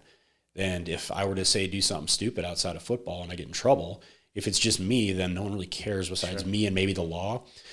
That was not the case. Even if it was something as simple as missing a meeting or your phone rang during a meeting, you're going to run. You're going to pay for that. You were held accountable. I didn't have that anymore, man. Your support structure just dissipated. It vanished overnight. Yeah, overnight. Yep. And I was making the wrong choices, man. I was not taking care of myself. There was a lot of alcohol, and that's just what you do back there. There's nothing to do. And I'm living with a bunch of single oil field workers. Like, there's not much else you're going to do. So started kind of going down a shitty path, man, at that point. So this is an opportunity for your life just to go sideways. It got close. It got close. Yeah. It got pretty close a few times, and I knew I needed out of there. I didn't have a vehicle to get me there, though, and a friend of mine I spent 7 months back there, I want to say, and it was a good experience in some ways, but I would blanket say it was bad. It was a bad part of time for me. It was something I regret now, and I wouldn't want to go back and do that again. In that time, I'd lost my car, it got some body damage on it, and I just never paid for it, so I didn't have a vehicle at the time. So I came back to Billings because I got a job offer here working for an irrigation company. And it was a salesman who recruited me that I had gone to school with. And, ground floor entry level into this new company, like strike while the iron's hot. And like, I learned a lesson there too. It was not that. It was a miserable job, but I'll say this much. It got me back to Billings, and me and a college friend of mine worked together at this company. And it was a miserable existence at this point in time. We moved in together at this guy I knew from high school. He kind of would buy houses and flip them. So he said we could move in with him. So we moved into this house. And I remember the first night we spent there, my buddy, his name is Sonny, big giant Samoan guy. He's sleeping on the couch that was already there. Or I think it was his couch we had brought. So he's sleeping on the couch. I'm laying on the floor below him, below the couch, and we're sharing the same blanket. Like in an empty house. Like we had nothing, man. I didn't have a bed. I didn't have anything. So it's a miserable time. Like we'd go to work, go to the bar, go to work, go to the bar, go to work, it just never ending cycle of that. And there were some low points there. I was like, I got to do something different, man. This is not, what am I doing with myself right now? And just started kind of trying to find a way to do something different, but I just didn't have a vehicle to do it. So we'd get chipped off for weeks at a time to put in, pipelines in Wyoming or build pivots in Wyoming, and you're living out of a hotel and drinking booze after you're working. And like, there was no structure there. So I'm sitting in a hole in Wyoming as we're digging this water line in for this irrigation system, and just covered in mud, and it's raining and miserable outside. And like, how did I get here? And my phone rings and I answer it, and it's Brian Armstrong, my old head coach. He's like, hey, what are you doing? I was like, well, I'm sitting in a hole, Literally, figuratively, yes, exactly. In a lot of ways, I'm sitting in a really shitty hole right now. So he's like, all right, well, do you want to come back and coach, and I'll pay for you to finish school?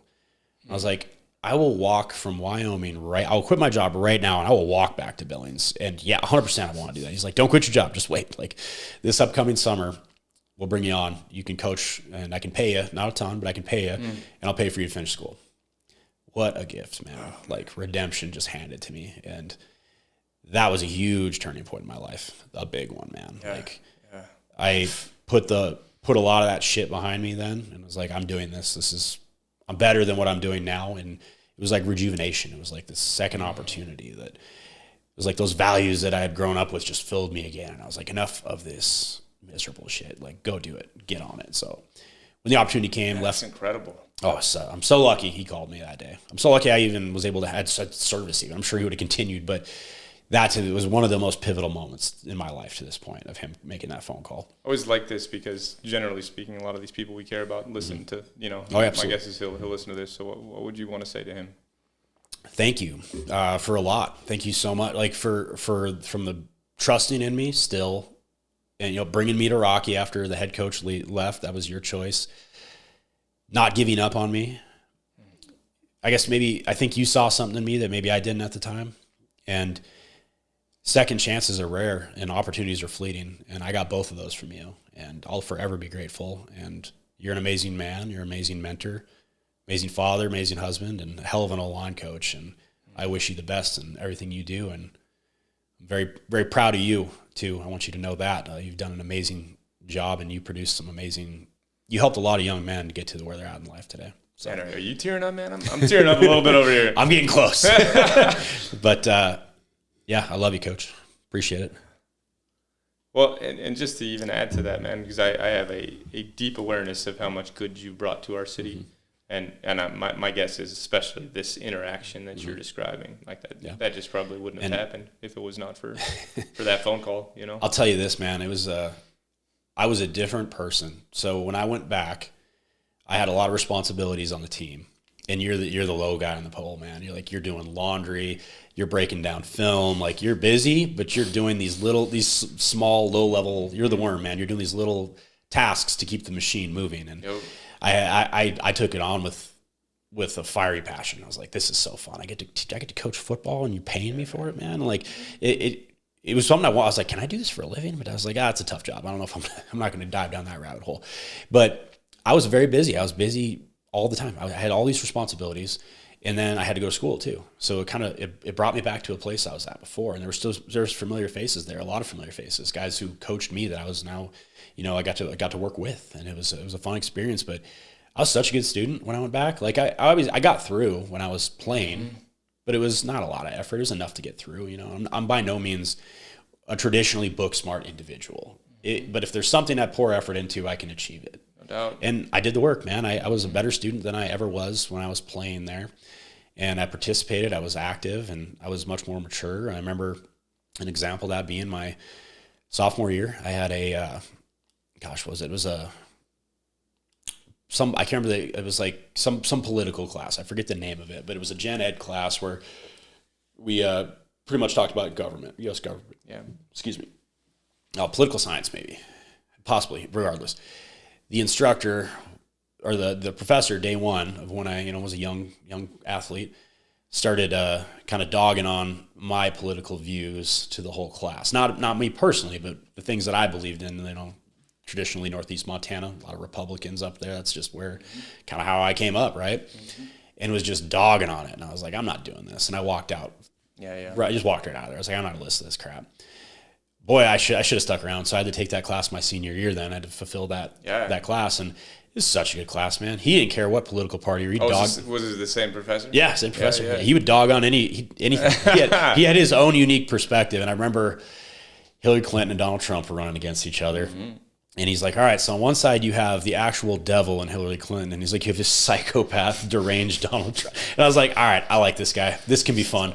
And we made it fun, man. It was kind of a unique experience, like just kind of seeing my maturity level at that point. And it was you had a lot of hardcore liberals in the class, and then people like me leaning more Republican. And we didn't yell at each other. We didn't scream at each other, which I don't know if this is like, maybe America should be more this way, but we had a really good dialogue in there, and we could sit and talk about our different views and beliefs, and we didn't hate each other for it. And it just kind of showed a different level of maturity, I guess, to be able to sit through that. But even just a testament to this professor, to the ability to to build an atmosphere where productive dialogue for everyone, inclusive, sure. And in a non-offensive manner if you had some thick skin. In a sense. But anyway, so I finished up my time there. We had a fun time at Rocky. It was great. And it was like, part of me was like, well, should I stay? Like, should I try and stay on staff? Like, what do I know? And at that point in time, my head coach, Brian Armstrong, was leaving. He'd gotten the call up to come go to the Bobcats and run the offensive line position there. And so he was leaving. So everybody's kind of going in their own ways. Like, we did it. We came to the end of this journey at the exact same time, and we're all going now. And yet again, it was intimidating because I was like, well, back to the wild again. How's it going to go this time? And towards the end of that time, I taught my head coach, I guess I got to back up to this. While I was an athlete, Rich St. John, the chief of police, Chief St. John, he's an alma mater of Rocky. He was a football player there, a rather good one. Oh, that's interesting. Yeah, he came in and would talk to the team as well. So he would give us like be a good person kind of spiel, if you will. Envision what a chief of police is going to say to a group of young athletes, that kind of conversation. So he'd do that. And I remember specifically, it was my junior year, he had said, if a person applies for the Billings Police Department, it says Rocky Mountain College on their application, I want that person. That resonated with me because I was still, you're young, there's a lot of things going on. You're chasing girls, you're partying, you're playing football. So like the whole I want to be a cop thing had kind of taken a back seat, but that resonated. So I knew. So was this prior to the kind of sideways? Yeah. So prior to that, he came in and talked to us, but then said, I never forgot. I never forgot. So I had Armstrong. He knew Chief St. John because Chief St. John's very involved with Rocky still. He had set up a meeting for me with him. So I met with the chief and was like, hey, what do you got to do to work here? Am I qualified? Am I not? Like, what do I need to do? So he kind of talked to me about the process of getting hired, what it requires, what he looks for, and kind of what the job entails in a sense. And he's like, you are qualified. You have qualifications, but it's competitive. You have to be better than the next guy. And I was like, okay, all right. What do I got to do? And he's like, get your foot in the door. Now they're speaking your language. Right? Yeah. I was like, all right, I can do that. I know that world. So what can I do to get myself in a better spot to get hired? And he's like, get a prerequisite. So whether that's you go to a smaller department someplace else or go down to the jail here and get, work at the jail. I was like, okay, yep. All right. I'll take a look at that. And I had no idea what I wanted to do, man. I didn't have a job. I'm donating plasma, living in my brother's basement. I was like, I got to find something, but I'm in a better spot than I was, flash a year ago.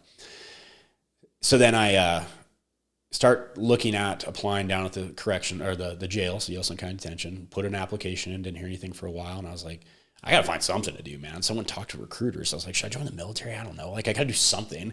And while I was having kind of some of those conversations, the jail called me and they're like, you want to do an interview? And I was like, yeah, sure, I'll do that. So go down, interview with them, and get hired. So start working there. And I knew after a while of working there, seeing the different agencies that bring people in, I got to see, the Yellowstone County Sheriff's Office, Highway Patrol, U.S. Marshals. You saw all of them. I love the way the BPD guys acted, the way that they carried themselves. Like, they just seemed like they were having a good time, man. They weren't as rigid. They were just having a blast, it looked like. I was like, I want to work there, man. That's the spot for me. And which is, so you got to see inside that world, yeah, which is also introduction. It's one of the reasons that I wanted to have this conversation, so other people can see inside the world that that holds our city together. It's wild, man. In my time there, it's wild. There was 2 cell blocks while I worked there, just because I'll just preface this. If you're not aware, the jail is it's significantly too small for the city of Billings. There's reasons for that. It's easy we'll back up to like when meth became the problem, like 90s, 2000s era, when meth really came in. It is super easy for a product like that to move in and people to get hooked on it, and for crime to skyrocket. That's not hard. What's hard is to keep up the infrastructure around it, because that costs a lot of money. So back then, I'm sure there were still jail, problems as far as the jail being too full. But then when you add the fentanyl crisis, the methamphetamine crisis to it, that breeds a ton of crime. I in confidence can say that like 80% of crime that we see in the city stems from some type of drug abuse. And the rest of it is domestic violence. Just because of the need, the hunger to satisfy that addiction causes violence, causes theft. It just leads to everything. It's hard to keep up with that. How do you match that? You can't, because you need millions and millions of dollars to add onto this facility. So it's not that people don't want to they understand there's a problem. I just hope people get that. It's very obvious. There's limited resources, right? Well, what are you going to do? Does someone have, $35 million that they can just donate so we can do this project? No, it's someone's responsibility to fix it. Absolutely. But they're trying. It's just not as simple. So I'm going to preface with that. But while I worked there, it's a direct supervision facility. So there's indirect and direct. Direct means the corrections officer is in with the inmates, in the same pod with them. Indirect, you sit in like a tower and watch cameras, right? So there'd be times where it's me and 75 inmates in a locked room. I have no weapons, no tools, nothing. So you had to learn how to talk to people pretty dang good and read a room, and you had to have a level of respect for the situation you found yourself in, and you had to act accordingly. And you would start to learn the mannerisms of individuals in there, because it's a different beast than, say, sitting at a restaurant or a bar or what have you. The body language is different. It's intimidating. There's a lot of testosterone in there, and it's an intimidating environment to go into. So you have to learn how to exist with these individuals, and how to, there's a strict set of rules and guidelines that you have to follow, and how are you going to enforce those in a way that's going to keep them from attacking me, also not just me like exerting this authority like an asshole, if that makes sense. Like, these are people, man, they have a reputation too. And if I sit here and scream at one of them in the front of the rest of these guys, that's going to be a problem, man. Like, that doesn't go that way. There's times where that has to happen. Once again, you don't always get to be the nice guy, but I found a really good way to coexist with those guys, man. You've told me this before, that one of the things that makes you really effective on the streets is your ability to talk to people. You said that a bunch of times. And this is a skill set you were acquiring. Yes, yep. And I think I've always had an ability to speak. I don't know why, for better or for different. I talk a lot, but I kind of honed it there, man. It was the first time where it's like, this is something different now. This isn't just a conversation. This could be difference between me and you scrapping here in a minute, or maybe you smacked me upside the head with something 2 days from now because I said something you didn't like in front of a group of people. So you learned how to coexist and deal with people on a personal level, and respect is big in there, man, both ways. Yeah. If you showed respect, you definitely got it back. And I try to carry myself that way, and, do my best to get through it, but also to you'd form relationships with these guys. They know who you are. They know how you act. They know what to expect out of you. And obviously, you always kept it professional. Some of them would come up and be like, hey, when I get out, we should get a beer. I'm like, no, dude, absolutely not. Like, you're in here because you killed someone. I'm not going to get beers with you. But, so it was a good experience. It was a good foot in the door, and you got to learn the faces, dude. You got to see the people of Billings, Montana, who if I get this next gig, I'm going to run into them on the street. So it was a good introduction. And, I formed some relationships with a few officers, and I had met a few through my roofing gig that were kind of giving me some advice on how the hiring process worked, and got a call one day, and they're like, hey, we're hiring 7 cops. You should put in. This is a big group. We normally don't hire 7s. Normally it's like onesies, twosies, but we're looking for 7. Put in for it. So I started kind of prepping somewhat. I wouldn't even say this. I didn't really prep. There's ways you can. So you have to take a written test. And then there's an interview process. There's the physical fitness standard. I was like, all right, I can do the physical part. I got that. But the written test can be challenging, and there's study material you can buy. So you can go out and buy study material and dump a ton of time into it. But I was like, you know what I'm going to do? I'm going to wing this thing so I don't get this anxiety over it. I'm just going to go in and take it, and we'll see how it goes. Like, is that a good idea? No, it's a terrible idea. If you want to be a cop, get the study material. Get the textbook. Do the work. So it worked out for me. I passed, did well and finished up there and moved on to the next part and started working through that hiring process and ended up getting the gig. And there's a lot between getting the gig and me sitting here, and I'm not sure how deep you want to go into that. I want to know, your trajectory, the developmental process, all of that stuff. I mean, that's fascinating stuff. But I also want to just know, like, even for like a layperson, and like what it's like to be a police officer. Like, what are your unique challenges? What do you guys go through that people don't know about? Because I want this to be educational, right? Because I think sometimes police officers get a bad rap. I think that people don't understand what it is that you're trying to hold up with the limited resources that you sometimes have. And so to me, it's like, yeah. And I also know that, first you were in a prison, you were a corrections officer, and then you've worked your way up to being, head of the gang force, the gang task force, to now being a detective. So, it's a hierarchy. That's an internal hierarchy that you've very successfully worked to the top of. And that's fascinating. But, But I think that, that is what I want to know about police culture. I want to know how we can help you, how we can support police officers, not just you, but we're so dependent on you. And, and I'm a big believer, and my wife's a physician, but we have to protect our protectors, and we have to serve those who serve us. And we have to keep you strong so you can, be what it is that we just very much need. Certainly. So I have a unique perspective on that. And what I'll, preface is, these are my opinions. I'm not speaking on behalf of the police department. I'm not here to talk negatively on the Billings Police Department. So this is my perspective, just kind of disclaimer, on that. So I've seen it many, different phases of it, right? So when you're a new cop, we'll just start there. When you're brand new, it's the most fun thing let's back up. It's not the most fun thing right away. You have to finish your field training portion. So the academy, it's easy, man. The academy's not hard. Go to the academy, do your homework, learn what you need to learn, act appropriately. You're through it. It's not hard. When you get back, it gets hard. You now have to take everything you were taught there and figure out how you do it here. Because you have to think of the academy as this. We have one in the state of Montana. We have agencies where there's like 2 cops that work at them. So they need to cater to that denominator all the way up to Billings, Montana, which is the biggest metropolitan police force that exists in the state of Montana. Yep. So when you get back, you have to learn how it's done here. So you jump into that training process here at the department, and it's intimidating. It's not easy as easy, because there's a lot of stress that's added to it, right? You have to. It's one thing to sit and teach somebody without stress, but if I don't stress inoculate you, I'm not going to see how you're going to do in a moment of crisis. So you do a lot of training. I do. I'm a big part of your. Yes. We'll get into that part, but I do a ton of training. I love it, but start working through the FTO process, and I had really good training officers. So FTO, field training officer. I had really good training officers, and they were all different in their own way. But I studied coaching as well when I was in school, and you learn about the different learning styles of different individuals. My learning style, if my defensive coordinator, Matt Hollowell, also a great man, he knew he could come up to me and he could scream and yell at me and tell me, do not do that again. And I'd be okay. Yep, you got it, coach. I'm going to fix that for you.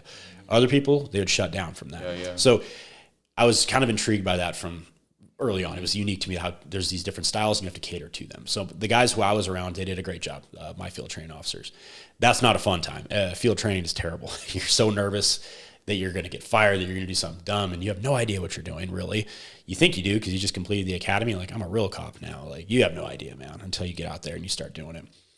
So I finished my FTO process and go to night shift. And now it's going to be fun because I'm by myself. Like, I don't have to worry about, when I was coming to your house today to do this, I drove by your address twice. On FTO, I would have been demolished for that. Yep. I would have been demolished for passing the address and not parking appropriately and this, that, the other. And now I'm by myself. I don't got to worry about it. Weight kind of lifted, right? But also I'm by myself. Mm-hmm. I don't have someone to protect me. I don't have somebody to walk me through this, that kind of thing. So, but it was fun, man. It was so fun. Like, the first 3 years of being a cop are the greatest time ever because you have this feeling about you that, like, I'm going to help. I'm going to go catch bad guys. And it's just great. And it's new. And you find, it's the most fun part of your career. It really is. The struggles then that we were having, we can talk about some of that. You don't really know as much because you're so new to it. You're still learning. So the struggles you see at that point in your career, at that point was the jail capacity was a huge issue, right?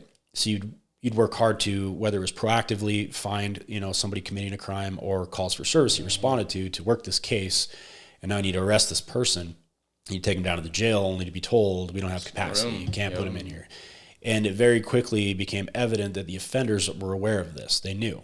So they didn't care. Like, it didn't matter. They were, I'm going to hand you a piece of paper. Anyway. Yeah, I'm going to hand you a piece of paper that says go to court and you're going to go back on your way. Like, there's no accountability there, man.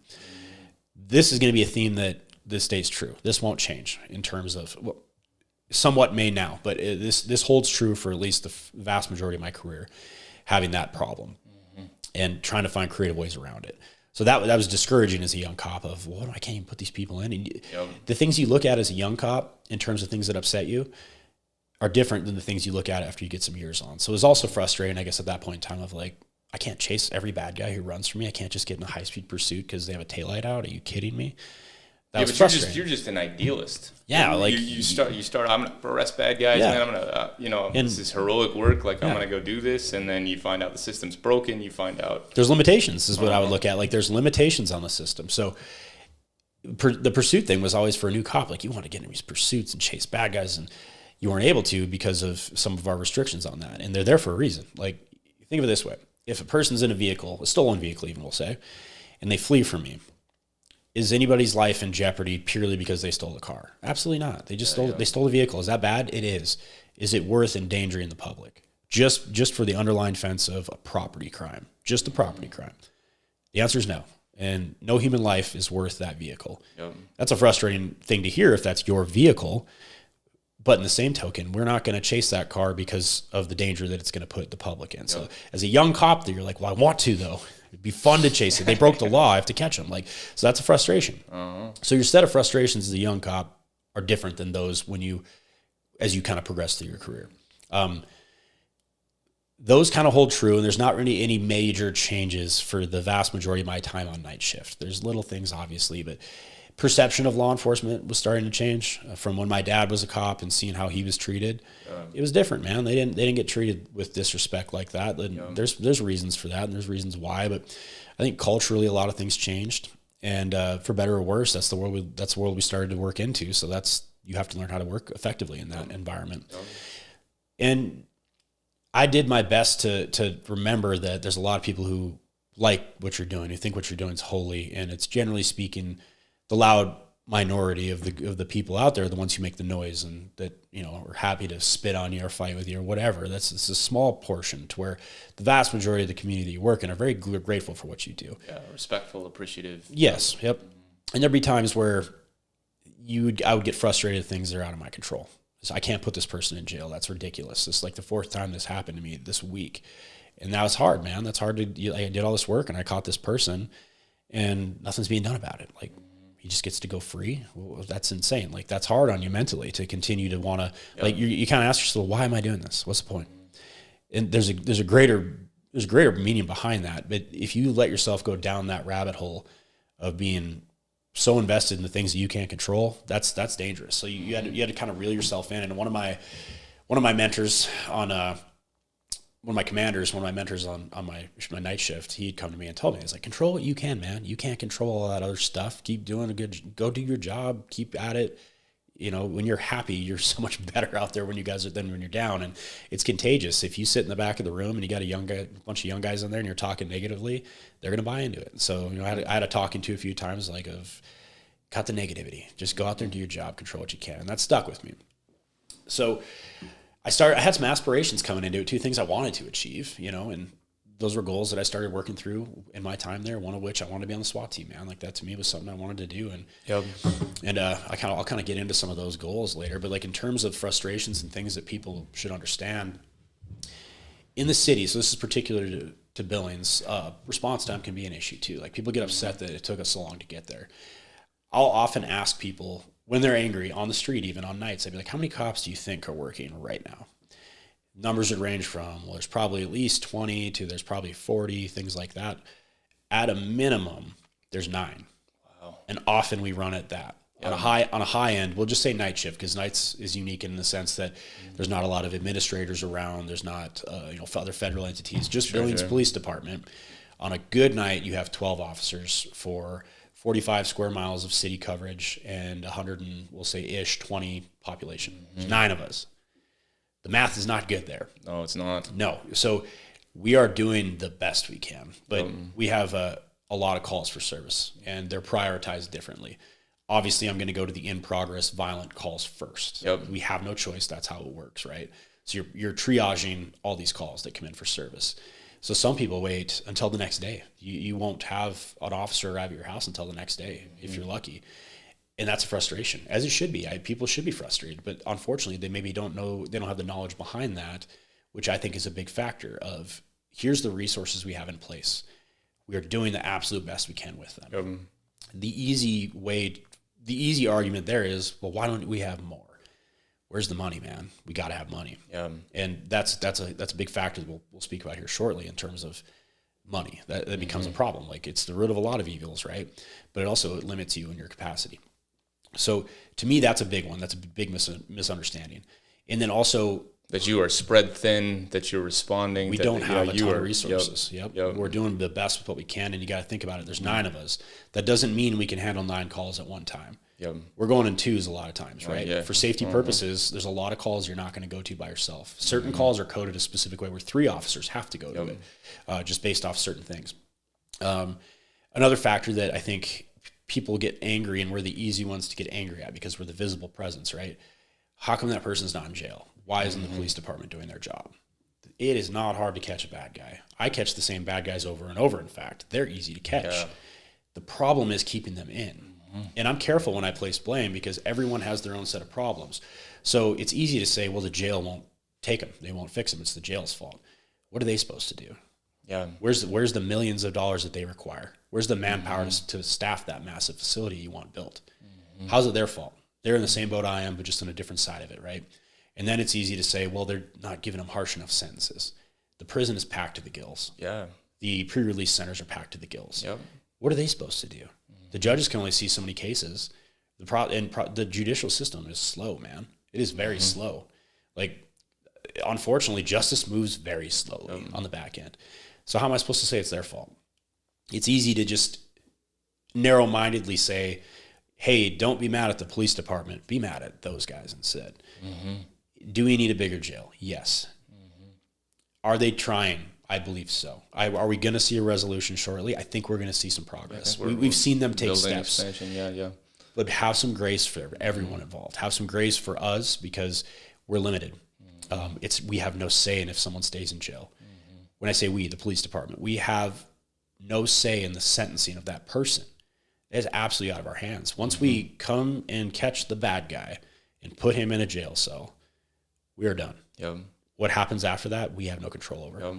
And I think that gets lost in the translation. Until it circles back and you've got to, go catch the same guy, doing the same thing that you just arrested him for. And I understand the frustration of the citizen, because they don't know the inner workings behind it, which is one of my main frustrations, I will say, personal frustrations, is when people are so quick to judge and cast blame and say all these things, generally speaking, on the internet. And you're the face of the justice system too, so it's it comes at you. And who that makes sense though. Who else are they going to blame? It makes sense to. So I hear you on that. I see that. Is it correct? I don't think so. But is it what makes sense to them? It is, yes. But when I see the things that get said on the internet, this is a personal feeling for me. Is I won't engage, and I've kind of talked to you about this a lot of times. I've been asked a lot about what's going on in Minneapolis lately. Me and Dr. Bob had this conversation. There's certain people I'll engage with this, because I think that their intellect will allow for a conversation. For the majority, this is kind of a rule I go by. I will not discuss the inner workings of law enforcement with somebody who does not do the job, because they do not understand it. They do not have the capacity to understand it. Think of this. If you put me in a surgery room with Dr. Bob back when he was doing heart surgery, and he tells me what his thoughts are on doing this, and I'm like, well, that's stupid, Dr. Bob. Why don't we do it this way? What am I talking? Am I qualified in any way to tell Dr. Bob what he's doing? No. So it's hard for me to, and this could be narrow-minded of me, but it's just how I do it, because I avoid unfortunate conversations this way. I don't engage. I won't, because you don't understand what's happening. You don't have and I'm not going to sit here and try and catch you up on it, but you just don't grasp the capacity. You don't have the capacity to grasp it because you don't have the experience in it. Unless you've worked in the field, you don't understand it. Yeah. Because there's so much more behind it than what you, and that kind of goes for every argument. Well, why don't they make a bigger jail? You don't know, so I'm not going to sit here and have to go through this. I wish you did know. Somebody should teach you this. This should be educational. You do live here. You have a right to know, in my opinion. But the way that you're casting it and how you're doing it is inappropriate. So that's a huge struggle for law enforcement. Well, this is true in medicine too, which I have a very intimate window into. Like your doctor is generally making the best decision out of two bad options. Absolutely. You know, it is mitigating risk. It is mitigating damage.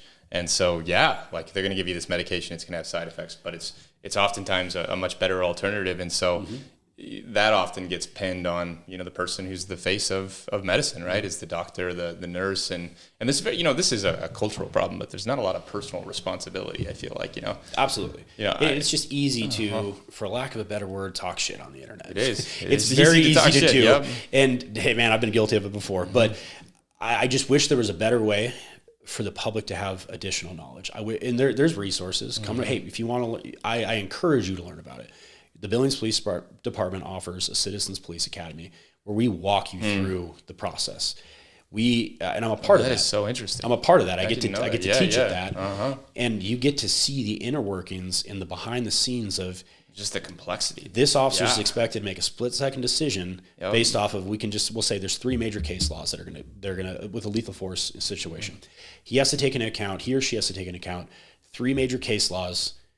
And if I am allowed to do this thing I'm going to do, or am I going to spend the rest of my life in prison, or am my family going to lose their home in this moment because of this decision I'm about to make? And you have to make that decision before the potential suspect makes theirs.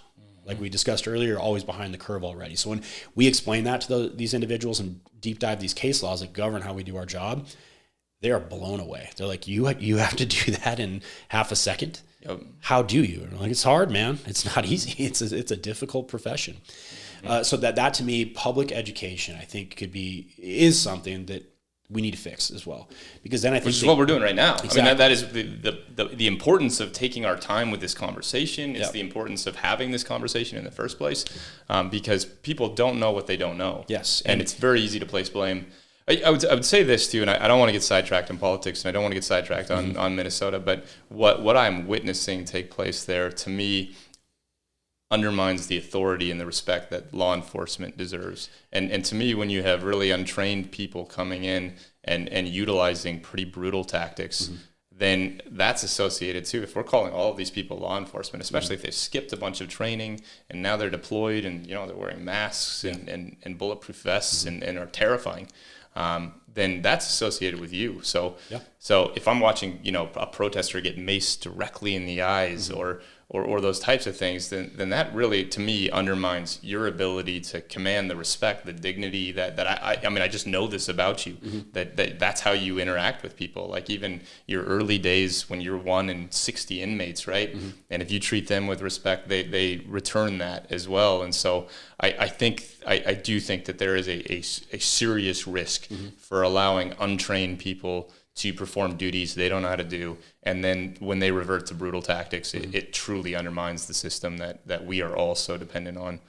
Yeah, I'll touch on it briefly, and kind of preface it with, I'm always cautious to Monday morning quarterback another law enforcement agency, because we have to accept the facts that we don't know the totality of what's happening. We only get to see this brief window in time of a cell phone video that oftentimes is cut short, and we don't see what led up to it. That's a huge factor, right? We see, perception's reality. So whatever I get to see, oftentimes is taken as this is this moment in time is only that's what defines that moment in time. We don't know what led to it. We don't know what happened after. So I'm cautious with anything like that. But what I can say is just overall, let's use Dr. Bob again. Dr. Bob is a heart surgeon. Dr. Bob is a great practitioner of medicine. If I bring Dr. Bob in and I say, hey man, this guy's foot is super smashed, can you fix it? He probably could do something, right? Like he could take a look at it, but his job, he's equipped to do is heart surgery. He knows heart surgery in and out. He practices it often. He has the tools to practice that. When he brings his heart surgery toolkit to work on a foot, it's not going to go as good it's not going to go as good as maybe somebody who does foot surgery for a living. Yeah. You know, take that for what it's worth and think of it this way. A lot of times these federal entities, these federal law enforcement officers, their job is significantly different than what mine was when I was, say, like a beat cop. As a beat cop, my job is to go to the domestic violence, that you name it, call. So I interact with the public all the time. I'm equipped to do it. I'm trained to do it. I have an understanding of what that mission is. I'm not saying that, I guess I'll just continue on that track. So I'm equipped to do it. That's my job. I'm trained for it. But if you were to take me as a beat cop and stick me in the Department of Homeland Security office and say, I want you to start working this anti-terror work. Could I do it? Maybe, but not nearly as good as that Homeland Security guy could. Now what we're seeing is take that federal entity, that federal agent, and put him in my shoes as a beat cop. Can he do it? Yeah, probably. Is he trained? Is he equipped? And is that his job? It is not. To an extent, right? Their job is to go out and we'll say like a criminal illegal alien or whatever the appropriate term is for that nowadays. I don't know. They do have to go do that. They go in the field and they do that, but not at this mass scale, right? So that to me is going to inherently create an issue that you have individuals that are being asked to do a thing that they may not have the best training and toolbox of options to do. That's just a reality. That's me looking at it from just the perspective of, I do a lot of training at our department. I know what our guys are trained for, and I know what they're not trained for. If you put them in a position that they're not equipped to handle, the outcome is likely not going to be optimal. Now, add on top of that, what they're faced with in terms of basically civil unrest at that point. When you add on top of it the individuals that are coming out into the street and hampering their ability to do their job, that is going to get ugly. There's no way around that. That is going to get nasty. And I think you can cast blame both directions there. Certainly, you need to let law enforcement operate in a capacity that they can do their job. And you add on top of that, these mobs that come out on top of it, it's not going to end well. No. You and I were a part of an event last night where a lady in our community who's very tied into and has a good pulse on helping the veteran community spoke about a program in Baltimore. I'm loosely familiar with the program. So what's happening in Minneapolis, you have these mass, people are following around these federal agents, and it's these massive crowds that are clashing with federal agents, right, wrong, or indifferent. That is what's happening. In Baltimore, there were similar things that were taking place, but it was just generally towards law enforcement, not so much the federal entities. Their community banded together, and hundreds of men banded together. And when these incidents took place, they went to ground zero of the scene and were trying to work with law enforcement and with these angry mobs, if you will, to de-escalate it and calm it down. And it's working wonderfully. So take that for what it's worth, but it just seems like if we had more buy-in it's getting weaponized. Let's not kid ourselves. It's getting weaponized politically by both sides, which is too bad. And I don't want to get too deep into the politics of it. And that to me is just a whole other mess in itself. But it's getting weaponized, and we're putting the facts are it's getting weaponized, and we're putting guys in a position that they're not necessarily as equipped to handle as other entities are.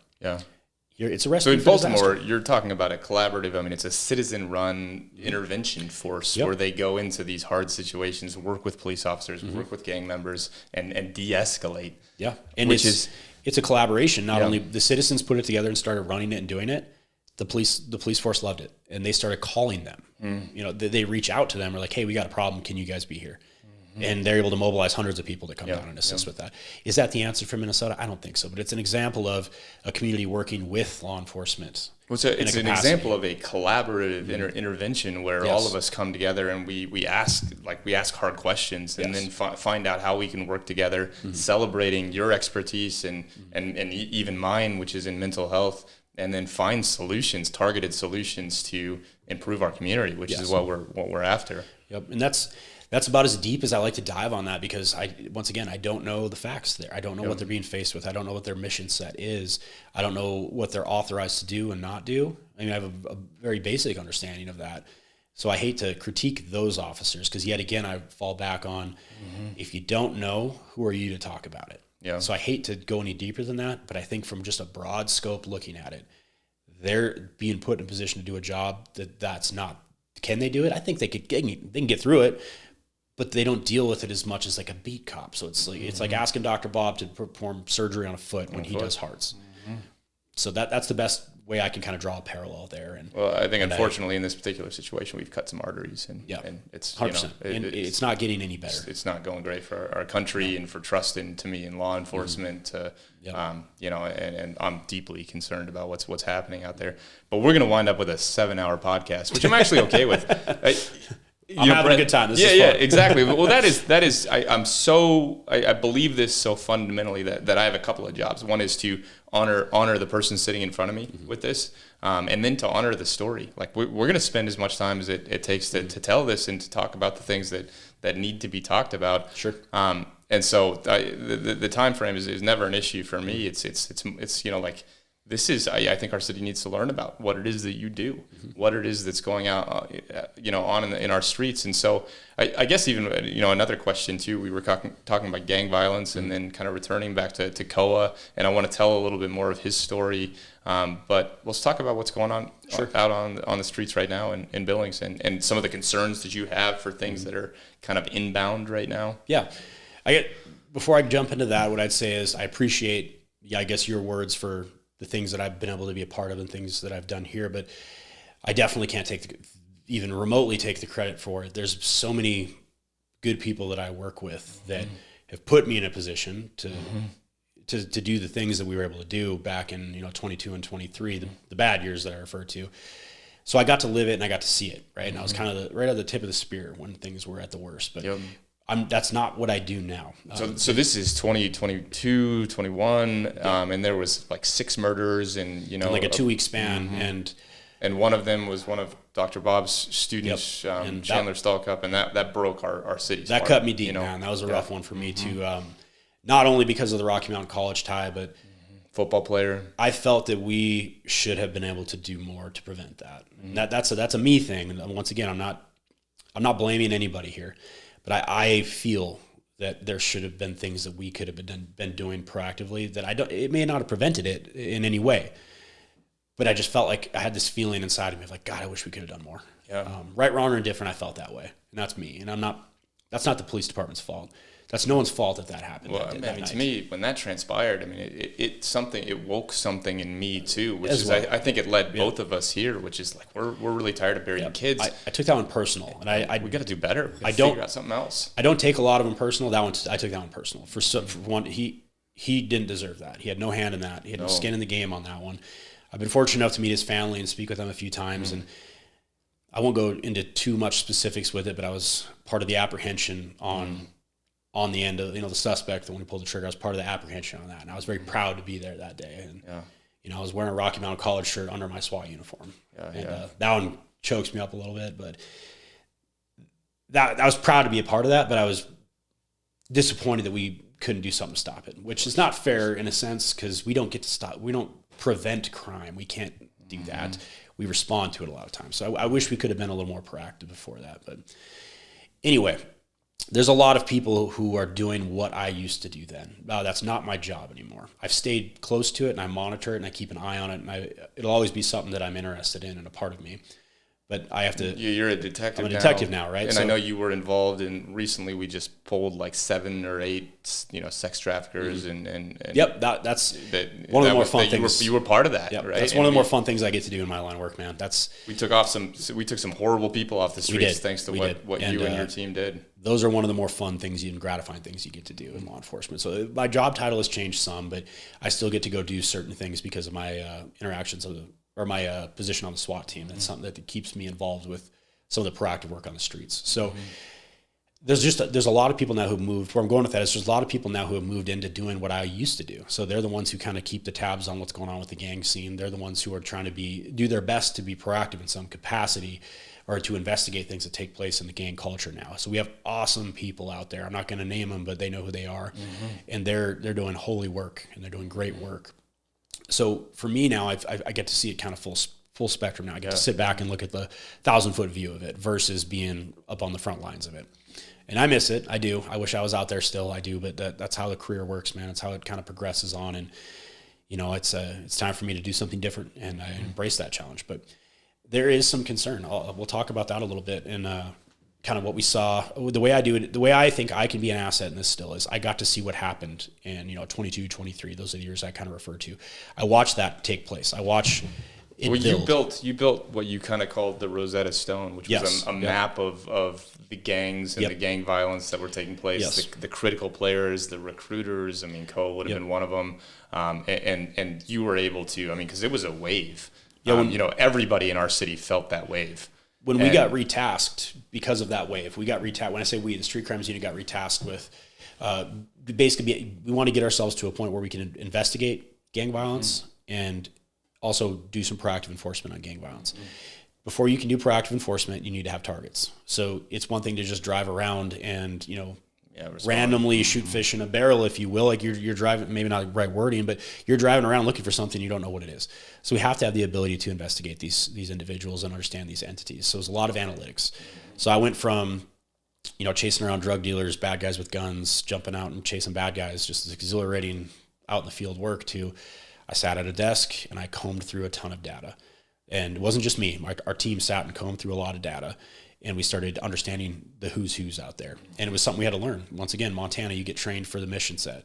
The mission set didn't include gang violence at the time. That's not something we had. So we had to learn. We had to learn on the fly. And it was a lot of self-education, man. I'd sit at home and I'd watch Gangland after work, like doing all this online research, trying to learn things and use resources in the community that pre-exist to figure things out. And we did a good job. Our team worked hard on that, and we got ourselves to a place where we could actively investigate crime.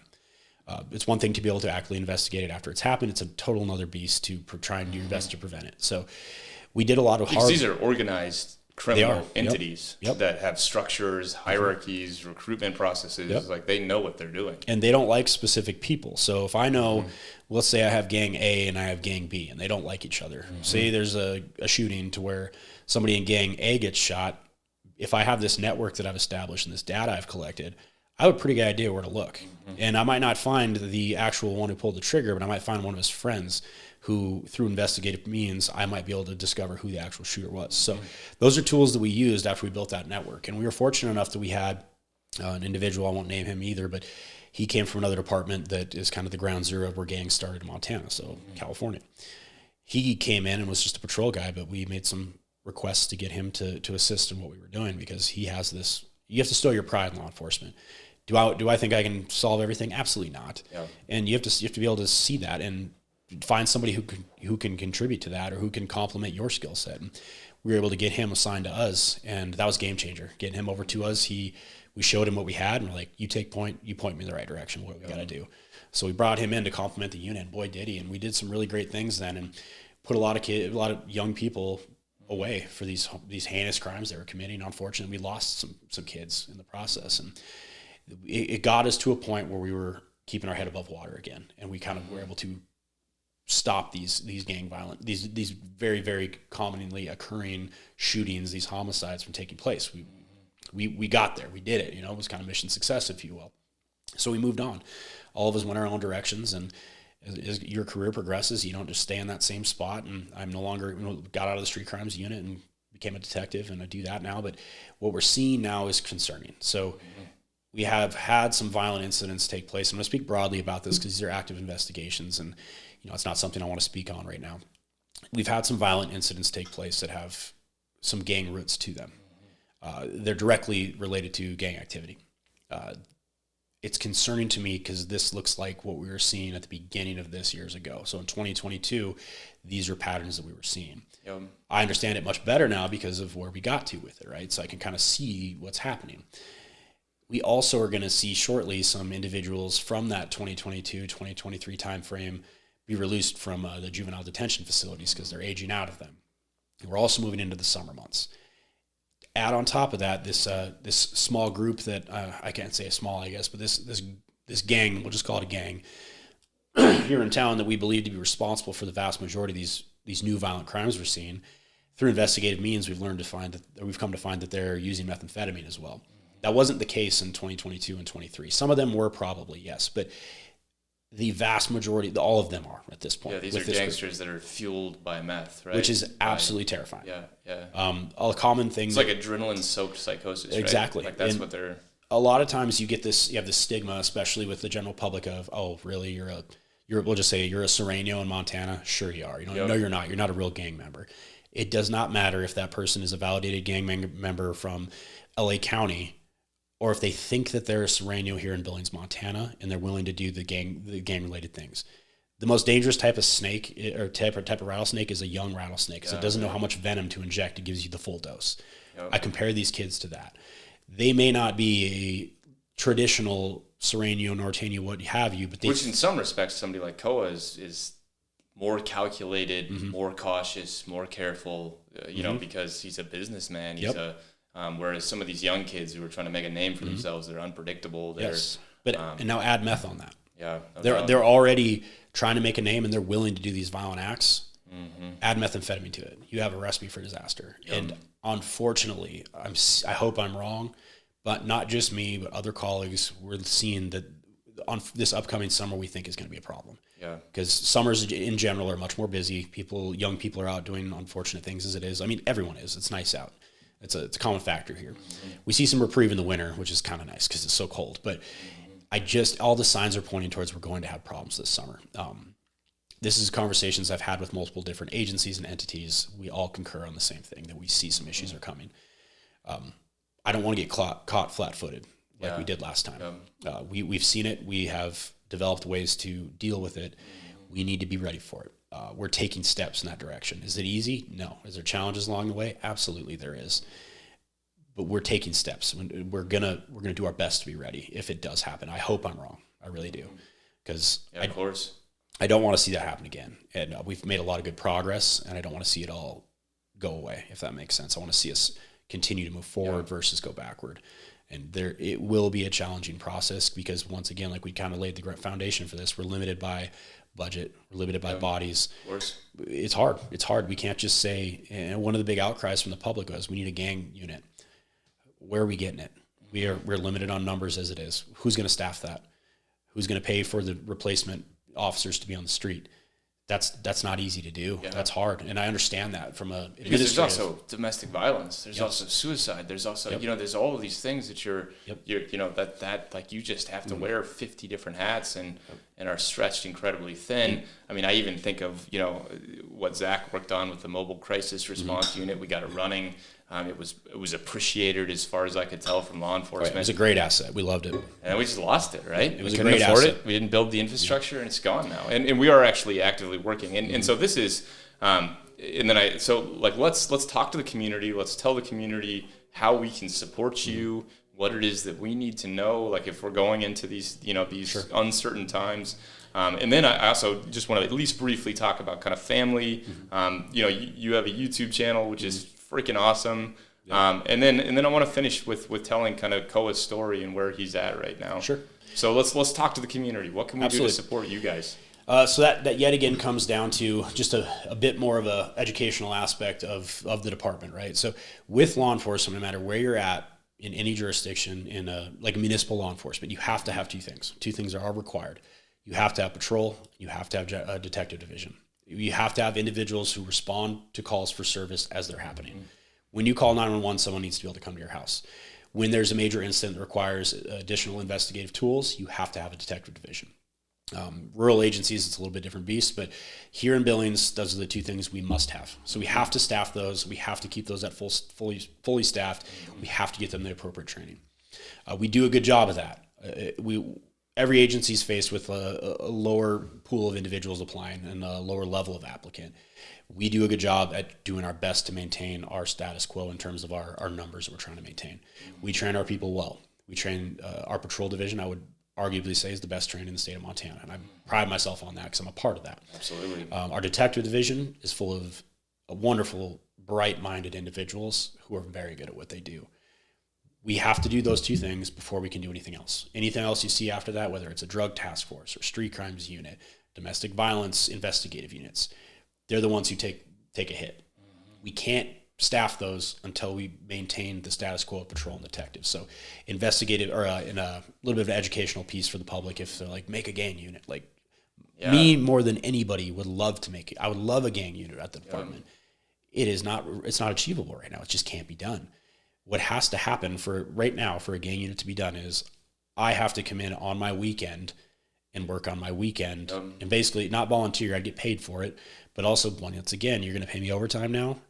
That costs money. That's expensive. Yep. So there's no easy answer there. It's hard. It's a very difficult process. So have a little grace there and understanding that we're doing the best with the tools we're offered. Well, I mean, I think we need to get this conversation that we're having right now. I mean, to me, this is such a critical conversation to our leaders in our community, because we got to work together on providing the support that you guys need. That that to me, that this has to be a collaborative approach. Our administration, we have a great leadership group at the police department. We have highly experienced individuals, very knowledgeable individuals that are trying to put us in the best place to succeed. They're faced with all those challenges we just had those conversations about. There's no easy button for those guys. And I'll tell you, they get a lot of the brunt of that. Just kind of how we talked about people on the internet like to dog us. Don't think that doesn't happen internally in some capacity. There's frustration from officers, and they always think it's someone's fault. That's not always the case. These guys are trying to put us in a great place. No one's going to try and sabotage us. Like these guys are working very hard. So there's some frustration that we could be better at as well in terms of law enforcement.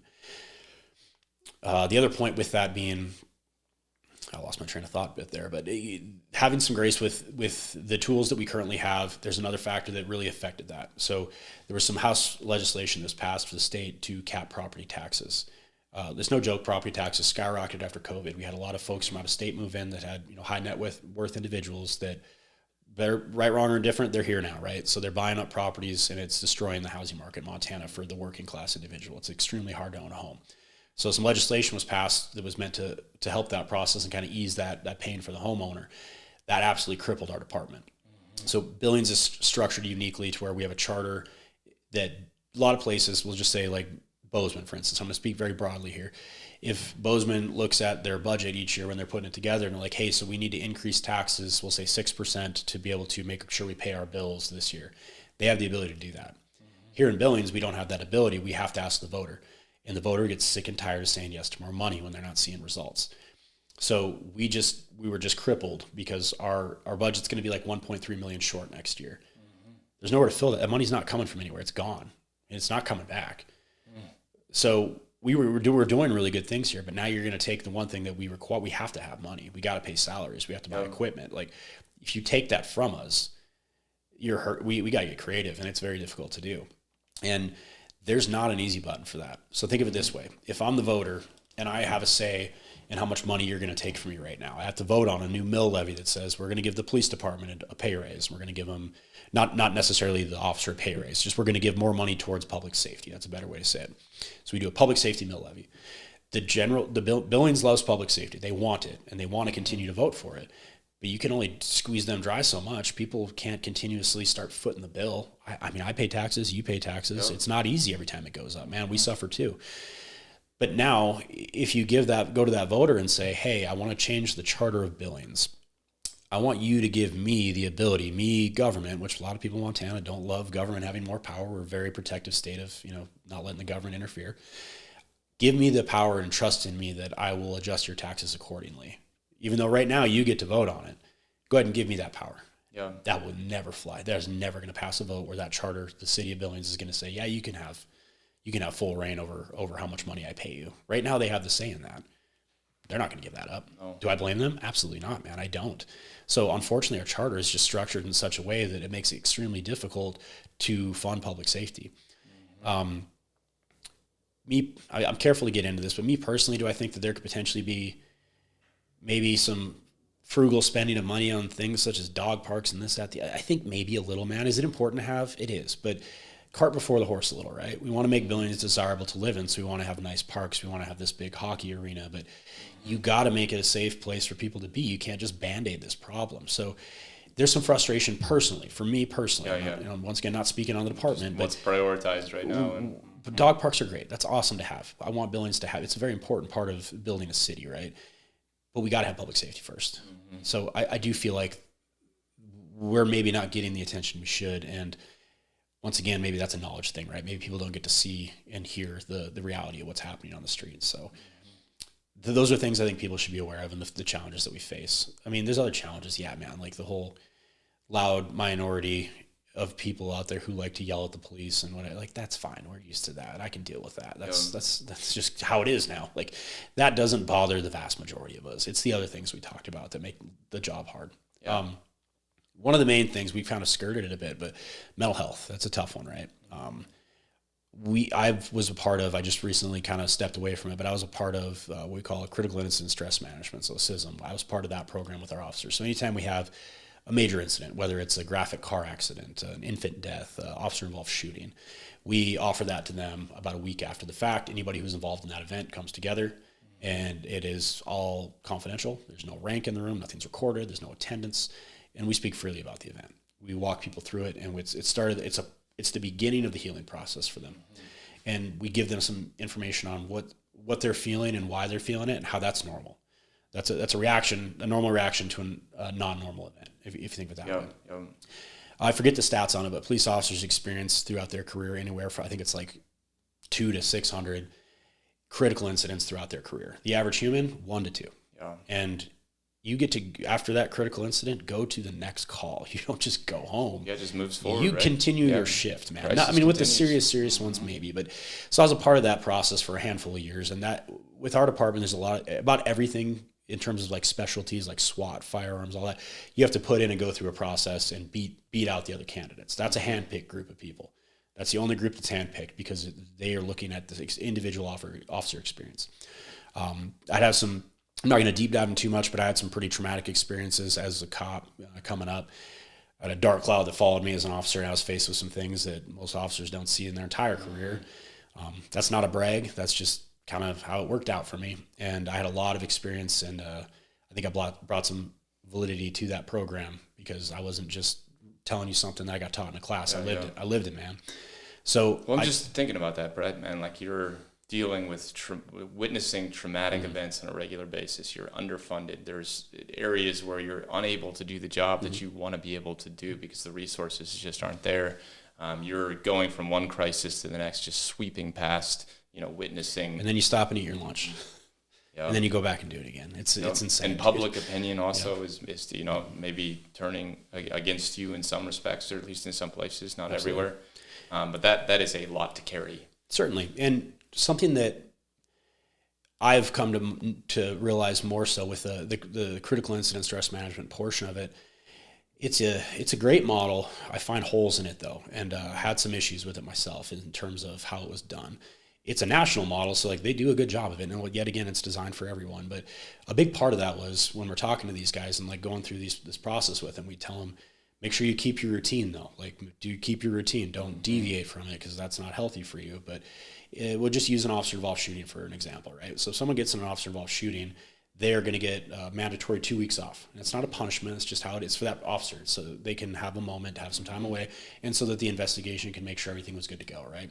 So it always gets posted on the news like, oh, the officer was put on paid leave. Like, what did he do wrong? But that's just national process, nationally, everywhere you're going on leave. It's just how it goes. So now, flash 1 week later, and we're doing this we're having this conversation with this officer of keep your routine. No, we just took your routine from you, which is good. We did, but I can't tell you to keep your routine when I've stripped it from you. Yep. So I have to word that different to you. I have to have that conversation a different way. So I started doing some work on my own with that. I used the training that I got and also just my experiences to where officers that are struggling, I would talk to in a little more open capacity and a little bit different. I would deviate from the model, if you will. And it went well, man. My wife's been through a handful of different, we'll just call it what it is, officer-involved shootings. Like I've been involved in 3 at my department that I directly was involved in. I've been on scene of, I have no idea how many now, just a lot, and her and I have had to work through those, and she's a rock star. She's great at it, man. So we've used our experiences as a, husband and wife to help others, officers who they're having problems with their spouse after the event that they're a part of. We bring them into our home. Wife, go talk to the wife, me and you, let's go out here. We have our conversation, and we all come together, and we see if we can work through some of this stuff. So it's something that's important. Which I love that instead of a prescriptive training where it's just like you're telling people kind of how to feel and what to do. Man. It is it's absolutely when people are dealing with these real experiences, and so one of the ways that you're intervening is just restoring relationship and honoring experience and inviting people into your home and sharing your own experiences, which is that's powerful, man. So it's something I've definitely enjoyed, but with it, it's a burden, man. It's a terrible burden, in fact, of sitting through those for about 5 years. you get the secondary trauma, and it sucks, man. Like, you get to watch these hard men and women cry and talk about this terrible shit they saw, and it's just like, God damn it, now I feel like I was there too. And it's like, I've seen some god-awful things in my career, some god-awful things that are terrible, terrible, terrible things. And now I get to hear more of it, and I was like, this is affecting me now. Like, my mental health got to a place where it wasn't very good. It was, and I didn't realize it or face it. And it was tough, man. Like, I started having panic attacks. And I didn't know what it was. I thought I was having strokes, man. I thought there's something wrong with me. And like, this would be my guess just about you and your kind of personality type is, you know, that stuff's maybe building up in the background and you just work harder and you drive harder and you know, and you stuff it harder and, you know, you just go do your job. And here's where I made had a pretty big realization that, you know, I wish I would have had earlier in my career. I started to feel this and I feel different. I felt rigid, tight, uptight all the time. Right. And like, that's symptoms, man. Like, I wasn't realizing the symptoms at the time, but a misconception for, you know, young officers and general public. So if you're listening to this and you're a young cop, like, take this with some grace, is it's not the one thing you go to. If you go to this traumatic car accident, that's not the thing that gets you. It's the fact that you're going to go to 50, 60, 70, 80 of those. You're going to get them. It compounds, man. It builds up. It's doing it over and over and over and over again. That's what gets you. Certainly there's events we're going to have in our career. They're going to leave a scar on us. We're going to have those onesies where it's like, God, that sucked. That was terrible. A little kid that looks maybe a little bit too much like your own. And, you know, that's my kryptonite, man. I'll get into that in a minute, but that's my kryptonite. But it's the cumulative effect, man. It's the cumulative effect, and then sometimes it is that big one that you're like, I'm broken now. You know, like, so that started to happen to me, and I didn't realize it. You know, and by the time I did, man, you're twisted up. It's tough. It's tough to come back from. And I still to this day am fighting through that stuff, and the day and age of, you know, cops being these type A's, bury it down, get through it. That's why cops die when they're 50, man. They tip over dead. Generally speaking, years after retirement, they die. And a lot of times it's that shit that kills them, because it was a stigma back in the day of just be tough, get through it. I think that applies to our veterans too, man. Exactly. I mean, that's exactly. Same exact and story. You know? You have to be tough, and you do have to get through it, but you don't got to die when you're 50, man. You got to get this stuff out. So more than ever, which I'm so proud to see and great to see, is we have great programs in place at our department. We have a great peer-to-peer program. We have our critical incident stress management program. We will send guys off to outpatient treatment if they need it. Like, they're doing a holy thing, and they're trying so hard to make it good. We're getting the buy-in, which is the hard part, to get people to say, like, man, I'm screwed up right now. I need to get help. We're getting that. And even by what you're doing right now, this conversation you're having, where you're saying it out loud. Yeah, but it breaks the stigma. Yeah, I'm a hypocrite with it a little bit, though, man. I haven't practiced it as much myself as I preached it, if that makes sense, right? I need to make more time for me with it too, as well, because like, you can only help so many people until you got to help yourself a little bit, right? So I've tried to be better about that and find good therapeutic ways to do that. Like last night, for instance, right? Going to an event that's well outside my wheelhouse, that is designed with a group of men that are going to try and do a good thing, like. That was therapeutic for me. That's great. That gets me out of my doghouse of sitting around with a bunch of cops that talk about this. I'm going to say what that is, too, really quick here. Leif Wilhaven, myself, a number of other guys put together the Century Club, which is 100 men. We give $125 a quarter to go support nonprofits, churches, man. I mean, the police department would love to support you guys, you know, but it is, you know, it's the power of us coming together to find solutions for this. And to me, this is part and parcel. This is integrated into what we're talking about, which to me, I mean, these at-risk, you know, kids is where my heart is really called for. And to me, it's like, if we don't understand where you're coming from, the restrictions of your job, and we don't integrate that into our other resources, like we're just going to lose, you know, we're just going to keep losing kids. We're just going to keep losing ground, you know, that darkness is going to keep creeping in, and so this is one of those interventions, I think, and to have you and you know, there and present and to be a voice just amplifies our capacity to collaborate. No, absolutely, and they're doing a great thing with that. And to me, that's been a fun thing to get involved in. So thanks for the push. Oh man, you got me there. I'm so glad to have you there, man. Yep.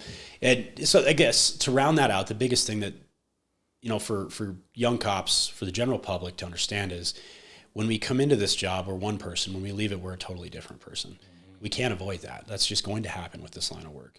We need to be better about taking care of ourselves from point A of being your first shift as a rookie to the last shift you ever work when you quit this job. I want to be able to retire happy. I don't want to be twisted up. I don't want to tip over when I'm 50, right? So I continuously am working at that. That's a battle every day for me, man. And it's it's a good one though. It's a healthy one, if you will. Like I got to make sure I get my workout in. I got to make sure I'm with my boys having a good time. I got to make sure I'm trying to give, and my wife and I are the ones who suffer the most generally, right? That's where the time we have to work, we have to take care of our kids, and what's left we get, right? So that's the hard part, is making sure that everything's healthy all the time. It's overwhelming. It's a lot. It really is. But so I want you to talk about your boys, man, and your wife and your relationship. And I even got to meet your wife yesterday, and I mean, she just spoke. She said you're a pain in the ass. Told me some stories too. She was honest then. But she also said you're an incredible father, and a really great husband, and also she knows just how deeply you care about what you do. And so, I mean, our wives know us best, and so for her to say that was, there was truth in that. But I want to ask, before we turn to that, when you've been buried under trauma and the PTSD stuff and all that stuff is rearing its head, how did you get out of that? And, maybe it's obviously that's not stuff, you don't wave the magic wand, and it's what have you done personally that has allowed you to stay fit so you can keep being an Atlas, man, Well, whether it's healthy or not, it's like I guess the one factor that's always been a constant is physical fitness is huge for it. You get to burn off a lot of cortisol. So like one weird thing, I kind of looked at it in this way. I was like, how come this doesn't happen like with law enforcement officer involved shooting, right? So the officer involved shooting happens and you are just kind of a wreck for like the next 24 hours. Mm-hmm. How come that doesn't happen in the military? How come that doesn't happen at war? I mean, it does at the end of it, right? Guys come out and they have PTSD like crazy. And it just buries them afterwards. Here's a little bit of like a deep dive on that. Excuse me. The officer involved shooting, right? So you have this fight or flight, your brain gets filled with cortisol, and the event is over like this. It's done. Mm-hmm. It's finished. But your body is ready to go, man. It's ready to go to war right now. So if you think about it in a combat situation, those guys they maintain that fight or flight is up, and they get to burn that cortisol and finish their battle and do their thing. We're done, man. We're removed from it right now. We get pulled from it. We're done. But we have all this chemical buildup. It's like your natural response doesn't get to run its course. No, you just fought it. Like that deep, primal instinct in us to conquer what's in front of us or run from what's in front of us. You just shut it off, the flip of a switch, and now your body is just confused. So you have to burn that off. Yeah. So you don't get those massive doses every day, right? When a really traumatizing specific incident takes place, you get that full dose. Your body's like, go. But when you come home from just a regular shift, even, it's important to burn those off. So for me, a big one's physical fitness. That's a way for me to get that energy out of me, a way for me to kind of turn that mentality to like, man, I just had this killer workout. I feel great. It's time to go to bed now or whatever. So physical fitness is a big one. It doesn't answer every question though, but it doesn't fix everything, but you got to talk to people. That's another one. You have to talk to people. And cops are pretty good about talking to each other about it, which is good, but that's not the end all be all. Like, I think that's a huge part, is being open, because what I can tell you is right, wrong, or indifferent, it is the way it is, but we are with our coworkers more than we're their family. Yep. We know what normal looks like in one another. So if we're seeing those signs that person's not where they need to be, we need to be good stewards of one another as well. But I've been to more lunch dates and dinner dates with my partner than I've been to with my wife. Not even close. Not even close. So we know each other well. I mean, that's a whole nother thing at home on we'll talk about that in a minute, but we have to be good stewards of one another, understand what right looks like, and we have to communicate with each other so that if we need to, we can be. So there's been uncomfortable situations where I've had conversations with coworkers that, I've had to not go up the chain in terms of command, but get a hold of some of our peer support group guys and say, you need to make a move on this guy. Like, he's in a bad spot. So having conversations, being open, and understanding there's help. They got to do that. That's a huge part. And that's something that I've tried to do my best, but bandwidth is another thing that I use, unfortunately. I'm busy, man. I started a small company myself. Yep. The media you've chatted about, I keep myself busy. I don't rest. Like, I wake up at 4:00 in the morning, and there's nights where I don't go to bed till midnight. Like, I generally speaking run off 4 to 5 hours of sleep. I can do it for some reason. Don't know how, but I can. And that's a tool that I use. I don't think it's a great one. Honestly, I think there's some deficiencies there, but I'm always busy. I'm doing something to keep my mind from wandering. And when the mind wanders, that's what gets me at times. I find that I don't have as much anxiety as I would if I don't keep myself busy, but I'm replacing anxiety with stress, unfortunately, with taking on all these projects and doing all these extra things. So I need to work on that. And I know that's something that I'm continuously trying to do, and find that it's okay to unplug and sit. So that kind of led to the creation of a YouTube channel, believe it or not. I found a fun way to interact with my kids and for me to unplug and get away. And which truly, to preface this, man, you're a family man. Yeah. Like that. This is, you were a cop, and then you love your family. Like I've witnessed that because I've watched your, spent some time with your. Yeah, it became, I love your YouTube channel, man. Thank you. It's called Primal Advancements. Yeah, It's based around a ton of different stuff, man. It became a hobby. YouTube was something that I started to have a disconnect, to stop just being busy all the time. It kept me doing something different. It was a different hobby. It was something I could go do and create, and kind of, it's like an artistic form for me, man.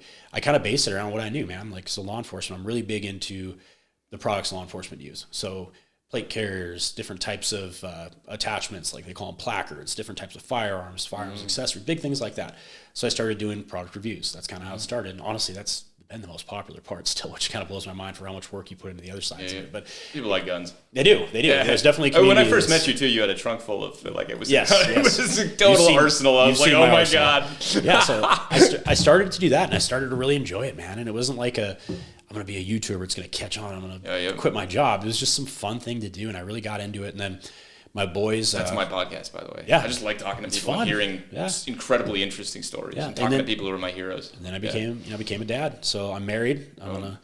Her first name, I'll put that out there. Her name's Chelsea. It'd be hard to find her last name since mine is Hilde, I guess, but Chelsea Hilde. So she's my wife. We've known each other a very long time. We met in college. We're friends in college and just kind of stayed in touch on and off. And then, started dating one another, got together and, got pregnant actually pretty soon after that. So you're skipping over a part that she told me. She said at one point in time, if you were going to keep hanging out with her, you had to date her. Oh yeah, we started, and then you did not. I did the right thing though. I did the adult thing. Right? Yeah, a younger version of me wouldn't have done that, but yeah, she was going to force my hand into, we're going to have a serious relationship if we're going to do this, and I was like, I don't know if I'm ready to do that. To be fair, I'd been in a long-term relationship prior to that did not end great, and I was like, I'm not ready for that again. So we kind of went our own ways after we reconnected for a little bit. We reconnected, and then we kind of split. And then, but it was meant to be. Absolutely. But we stayed in contact loosely, and then we met up again and just, it was like, this seems right, man. We've known each other so long. We complement each other in a lot of ways. And, so we started dating, and I ended up buying a house, moved in together, and I became a real adult at that point, for lack of better terms. And we got pregnant. So that was our first boy, and it was not planned at all.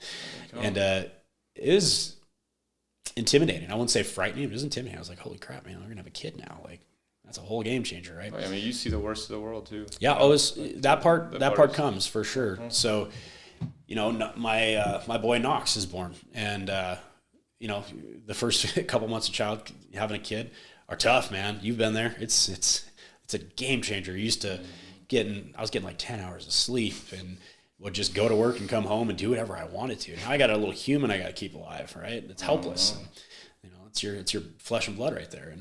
And we, as time kind of progressed, we got so close, like a father and a son should, and I started seeing myself in him. And then kid number 2 comes along, and now I got Maddox, and it was kid 2 is easier in a sense, but also had its own set of challenges. Yeah, of course. Maddox was more planned. We knew that was, we wanted to have another child very close age with Knox. So they're little Irish twins. They're about 18 months apart, and people think they're twins when they see them now. But so now they're 3 and 4, and we've they're so cute too, man. Oh my gosh, such cute little kids. I want to be a good dad more than about anything. Yeah, like that's what I want. Like that's my responsibility for one. Like you see so many, and there's a lot of reasons why. I had a good dad. He taught me a ton of stuff. He still teaches me a ton of stuff, right? Not everybody gets a good dad, man. And I get to see a lot of kids who didn't have good parents. It's easy to make a child. It's hard to be a dad. Yes, Let me say this. It's not hard to be a dad. You can do the bare minimum and get by. It's hard to be a good dad. To teach. You always want your child to be a better version of you. If I can produce somebody who's a better version of me, I've won. I did it, And I often see the failures in that. That's the unfortunate part is what I do for a living, I see the failures in not just dads. I see the failures in the parent system, but oftentimes, like we talked about earlier in this, the failure, the absence of a father is a critical piece of that young person's life. I won't be that. I refuse. I refuse to be that. In fact, I'm going to do everything I can do to avoid that. I want to excel at that. Well, to me, this is part of what we're doing right now, man. Like, yes. it takes like us supporting each other too, because you're gonna witness the next, you know, tragedy, and it's gonna hurt. You know what I mean? But but obviously, man, that is my central commitment. I'm gonna be a good dad, man. I'm gonna be a good dad. Yeah. And it's fun to be a good dad, isn't it? It's so fun. It's the best thing ever when you're a good dad. It's just so fun and easy to do, and you just have to embrace the challenge. Yeah. Do a little extra, man. Don't let them sit there with their face buried in a video game. Like, I won't do that. My dad didn't let me do that. He encouraged me to be outside. He encouraged me to learn to build things with my hands and to hunt and to be able to field dress a deer and provide for myself. Like, taught me how to work hard. And I'm instilling those same. I think those. Well, these are, and so I just want to, like, anybody who's listening to this, watch some of these videos on Primal Advancements. Some of them, and I just love this. Like, there's the one video where you're like going out and it's starting to snow, and you're like in the middle of nowhere, and your term is, it's like it's getting a little aggressive. It may have bitten off more than we could chew here. Their mom would not be stoked if she saw where we're at right now. Yeah, man, but you're, you know, doing like kind of Bear Grylls stuff, and like I mean, I want to teach them that. But it's like with them, man, and it's celebrating them, and you're weaving like baskets and like and living off, you know, like finding stuff in the land to. It's one thing to have like a really cool. You know, KDR on Call of Duty and have all these cool different skins that you got because you're really good at video games. It's a different thing to go out and make a fire with your hands. No doubt. That's a real skill, man. That's the stuff I want to teach. But to do that with your boys, man, is something transcendent. You know what I mean? So like a little bit about those, man. So like I got this great idea, and then I mean I stole some of the materials. Dude, you see these guys who do this, you know, the other YouTubers who are taking their kids out, and it's like, this looks so fun, dude. They're having such a good time. Like, I'm sure there's challenges behind the scenes right now, but so I just started packing up with them, and I basically built a truck camper on my, you know, built it by myself, bought a cheap topper on the internet, painted it, did some fab work to it, and outfitted my truck to be a standalone overland, you know, overland vehicle to take my boys out, because I don't like established camping. I don't want to go to a campground and have 75. Yeah. We go to the middle of nowhere in the guts of the mountains, and there's not a human near us, and we are in the middle of nowhere. And the Priors and Beartooths. Yep, and we go out and just get away from people. And I do a lot of research on the back end, and I'll sit on Google Earth and I'll find the perfect little spot, and we'll head back in there. And it's it got a little sketchy. I had to buy some. I have some serious equipment with us to where they're safe. Nothing's going to happen to them. We have enough provisions that we could last if we get stuck in a snowstorm. We could last for a long time. You know, I got my Garmin InReach. I can get messages out. We're good to go. We're safe up there, and I'm very protective of them in that capacity, but they love it. They love it so much, and seeing the smile on their face with it. Like, one instance, we're up in this mountain pass in the Little Snowy Mountains. Oh, I guess we're at the base of the mountain, in kind of about halfway up, I guess we'll say, thick timberland, and there's this really nice little stream that runs past. It's probably 4 feet deep at this deepest point, and it's kind of cold out. Mountain water. My oldest says, "Can I go in that?" Normal person would say, "No, we better not." And I was like, "Go figure it out. Hop in there, check it out, see what you think." And 5 seconds later, he's screaming, crying because he's soaking wet. But I was like, all right, maybe we're a little far. So nature has natural consequences, man. But then the youngest one saw him do it. He was like, I can do that. And he went in there, same thing. But they just have a blast with it. And it's a time that I get to disconnect. It's time that I get with them. And I get to make memories with them that they can watch someday now. Like, you know, I look back and have a lot of distant memories of my grandfather and my dad doing all these things outdoors, and they're just distant memories because we didn't have technology like we do now. Yeah. You know, you take a GoPro with you, that's forever, man. They get to watch that someday. Like, their kids will get to watch that someday. And it's so fun. I'm looking forward to doing it. We're getting there. We're almost at that season again where we've been talking about going, and I have made small little upgrades through the years, or this past winter of my truck, and making it a little more capable to have a little more fun and a little safer for them too. But we're gonna do one of those together, man. Oh, absolutely. Yeah. Super fun, and also, I mean, my daughter, man, she's a beast. Oh yeah, they'll have a blast. Fun. Yeah, they'll have a blast. And then I was thinking we could do another video where we could call it like teaching an idiot how to use a gun. Take me up there and teach me how to not shoot myself. You know? Yep. No, we can certainly do that. That's something, definitely a specialty. We can work into that. Well, Brett, anything else that you want to add to this, man? Any final thoughts? Like, how do we wrap this up? You know, I think we covered a ton of material, and you know, we kind of crawled and we walked and we ran through it a little bit there, and the progression was good. But I think something that people just need to realize is in this profession, it's a challenging one. It's a hard one, and it changes who you are as a person. But it's still a holy job, and it's a holy job. I'm proud to do it. I'll say that. I'm proud to do it. Do I look forward when I can retire? Just like anybody else, I can't wait for the day, man. But I'm going to soak it up, and I'm going to enjoy it, and we'll answer the call, and we're going to be there. And I'm excited to kind of branch out more, man, and kind of get outside my comfort zone a little with some more of the things that, you and I have been talking about with some of the mentorship stuff, and seeing where I can fit there, and see outside the box thinking on how we can do things better. And when I say outside the box, my job is law enforcement. That's what I'm good at. But maybe there's things we can do together with the programs that you're working with. Yep. And, like Dr. Bob getting his people involved, and just this group of humans that are out there. I think there's some things we can do to make law enforcement easier, and also make an impact on young people, the at-risk people's lives. I think we can intervene. I know you and I have a mutual friend recently, not Koa, but you know what I'm talking about, who was part of we're going to put this into practice, right? Was part of a terrible incident, and you and I weren't ready for it yet, really, but we did something, right? We acted. We did something for this young person. And we've already got that kid counseling services. I'm working with his mom to get him climbing or boxing. We got this boxing gym on the south side that we're working on. So, to find him something productive, and where he can be surrounded by some of these male role models, or or mentors, and it doesn't have to be male, but like people who lift him up, believe in him, see what is best in him, so that he can envision something that can get him out of the inevitable consequences if he doesn't, which is just, we're going to pay. You either figure it out on the front end, or we're going to pay for it on the back end. Yeah, and it's something I wish I would have been exposed to earlier, more of this. So I'm glad we met, and it's given me the ability to somewhat have a little bit of a platform around individuals who know your side of the house more with it, that I can put some of the work that I've done, and we can combine our efforts. And I want to find a better way to help the young people who are at risk, or if they're maybe past that at-risk point, maybe we can bring them back. Maybe. And if we can get 1 out of 5, we win. I know it. That's one less individual who gets to grow up. Or that's one more individual who gets to grow up and have a family and be a productive member of society and not have to go through that. And if we can do that, I think we're going to win. And I'm looking forward to that venture. I look forward to the next 10 years when I hit my 20 year and I can retire. I want to look back and see, we did something holy, we did something good, and it's going to continue to grow from there. And we're going to, man. Yeah, I thank you for the work you do, man. It's great, and we need more people like you. We're glad to have you in the city, and it's a needed presence. You're doing great work here, and I want you to know people see it, I guess, is a big thing. And I've been spreading it in my circles.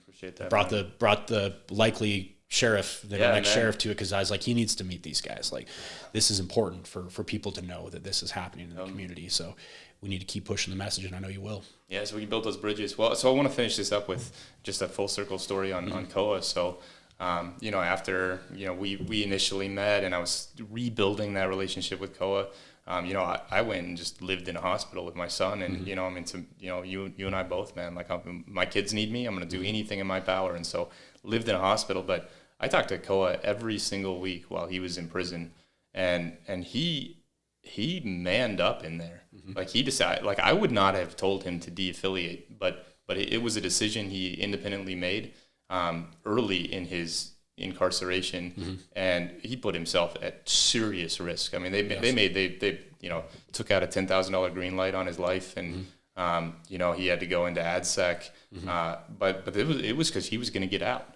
And that kid, man, he's tough as nails. He was tough as nails when he was working for the other side. He's tough as nails now. He got jumped a bunch of times. Like, they were trying to kill him, and just and this is even another story. Where he was imprisoned, and they were going to put him, it was like 4 months before he was supposed to get discharged, and they just randomly decided to put him back in Gen Pop, and they were going to kill him, right? And I've never heard that kid scared before in my life. Like, he truly is as tough as they come. And he's like, yeah, they're going to put me back in Gen Pop. I'm not going to make it out of here. And I called 50 lawyers. I couldn't get a single person to call me back.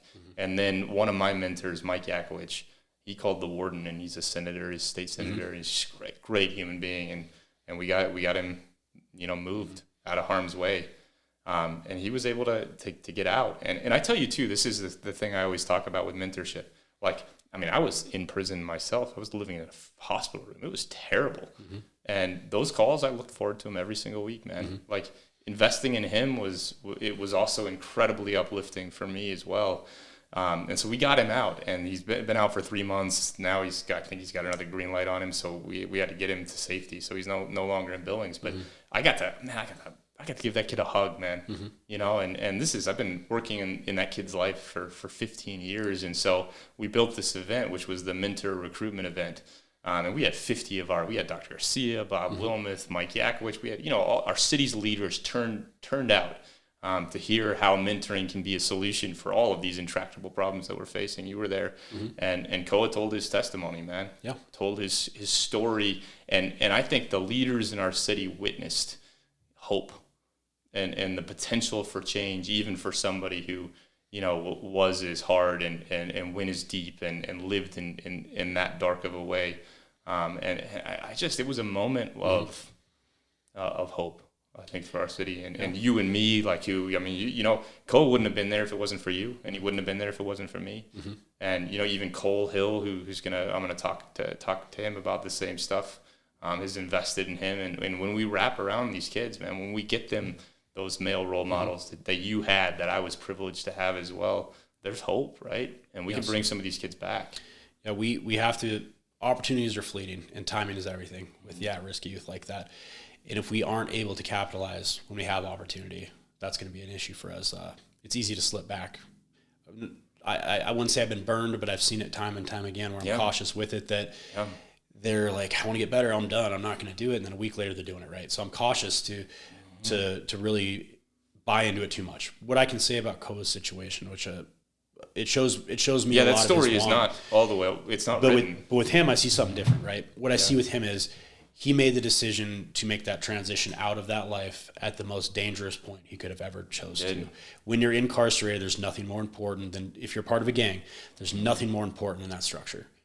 That will get you killed in there if it's wrong. And that's not just some, you know, thing you see on TV. People die in prison, man. No they doubt. die in gang violence in prison often. So for him to make that decision at his most vulnerable, to have no one in his corner in there, that to me says something pretty drastic. That why do it then? Like that, normally that's what you play into. In prison, there's so much gang organization. It's more organized there than it ever will be out here. Why would you do it then unless you truly wanted it? Because that is the most dangerous time to do it. So that to me put a lot of faith in the fact that I think he's gonna make it, man. I think he's gonna do good things, and just that decision right there and the timing he made it in was very telling to me. So seeing him at the event, I'm glad you invited me to it. Me 3 years ago wouldn't have came to it. I can tell you that. If I didn't think it'd be beneficial to be at it, I wouldn't have showed up to it. But he's worked hard to get where he's at, and I think it's important that people around him that were maybe part of his earlier version support him through the journey, right? And we talked at it, and we had a conversation, and it was a unique experience because I don't get to have those kind of conversations very often in that setting, man. A lot of times I do see somebody again, even if it's not in a negative light, it's because I'm at work, right? I got to see him, and I got to see the progress he's made, and I got to hear him speak and deliver his message, and I want to see more of him. I want there to be 20 Koas. You know, I want to keep that narrative I want to keep pushing that narrative, and I want to be able to seize those opportunities when we get them, because like I said, they're fleeting. It's all about the timing of being able to intervene when the timing's there. And, you know, for whatever it's worth, that moment in time to stand up in front of that many people, I mean, one, it was a courageous act on his part, but it paid back a little bit of what, you know, what he's taken from our community. And I think he just wants that. And so, I don't know, there's hope here, man. And I think that the more that we can have these conversations, the more that we can collaborate. We can get some of these kids out. Koa has a lot of good left to do, and he has a unique platform to where he's very qualified to do it. It's one thing for you or I to stand in front of the at-risk youth. A lot of times we don't look anything like them, look anything like where they came from, and we don't have the validity to deliver the message. You put Koa in front of them, they see themselves. They see a success story that of themselves, and it's important that we continue to foster that. No doubt, man. Well, final words, man. Thank you so much for what you do in our community. Like, just mad respect and gratitude. And I guess my last thought would be, like, if you're listening to it, I appreciate everybody who does all the hard work, puts in all the hours. My coworkers out there. By no means can I accept all the gratitude and the credit for any of this. Without all those people that I work with, none of this happens. Without them, they give a lot, man, and they're here. You know, holding that, as corny as it may sound, holding the thin blue line, man. They're the ones who keep that evil at bay. And, you know, I love those guys to death out there, and I'm scared for them a lot of times that something bad's going to happen to them out there. And it's, you know, I'm proud to work with them. They're good people. They're really good people. So. I would extend my gratitude. I mean, I've had the privilege of learning, you know, your story and getting to know you. And I know that it takes an army of you guys to hold that back. And so appreciation for you and them as well. Thanks for having me on. It was a fun experience. Yeah, it's a good time. All right.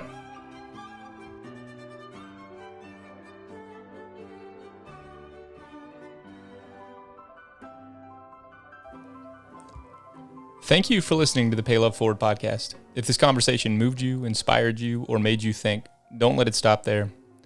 Pay Love Forward is more than a podcast. It's a movement, a community, and a way of being. At its core is a simple commitment to invest in others in ways that multiply. We believe that this investment can set off a chain reaction capable of changing the world.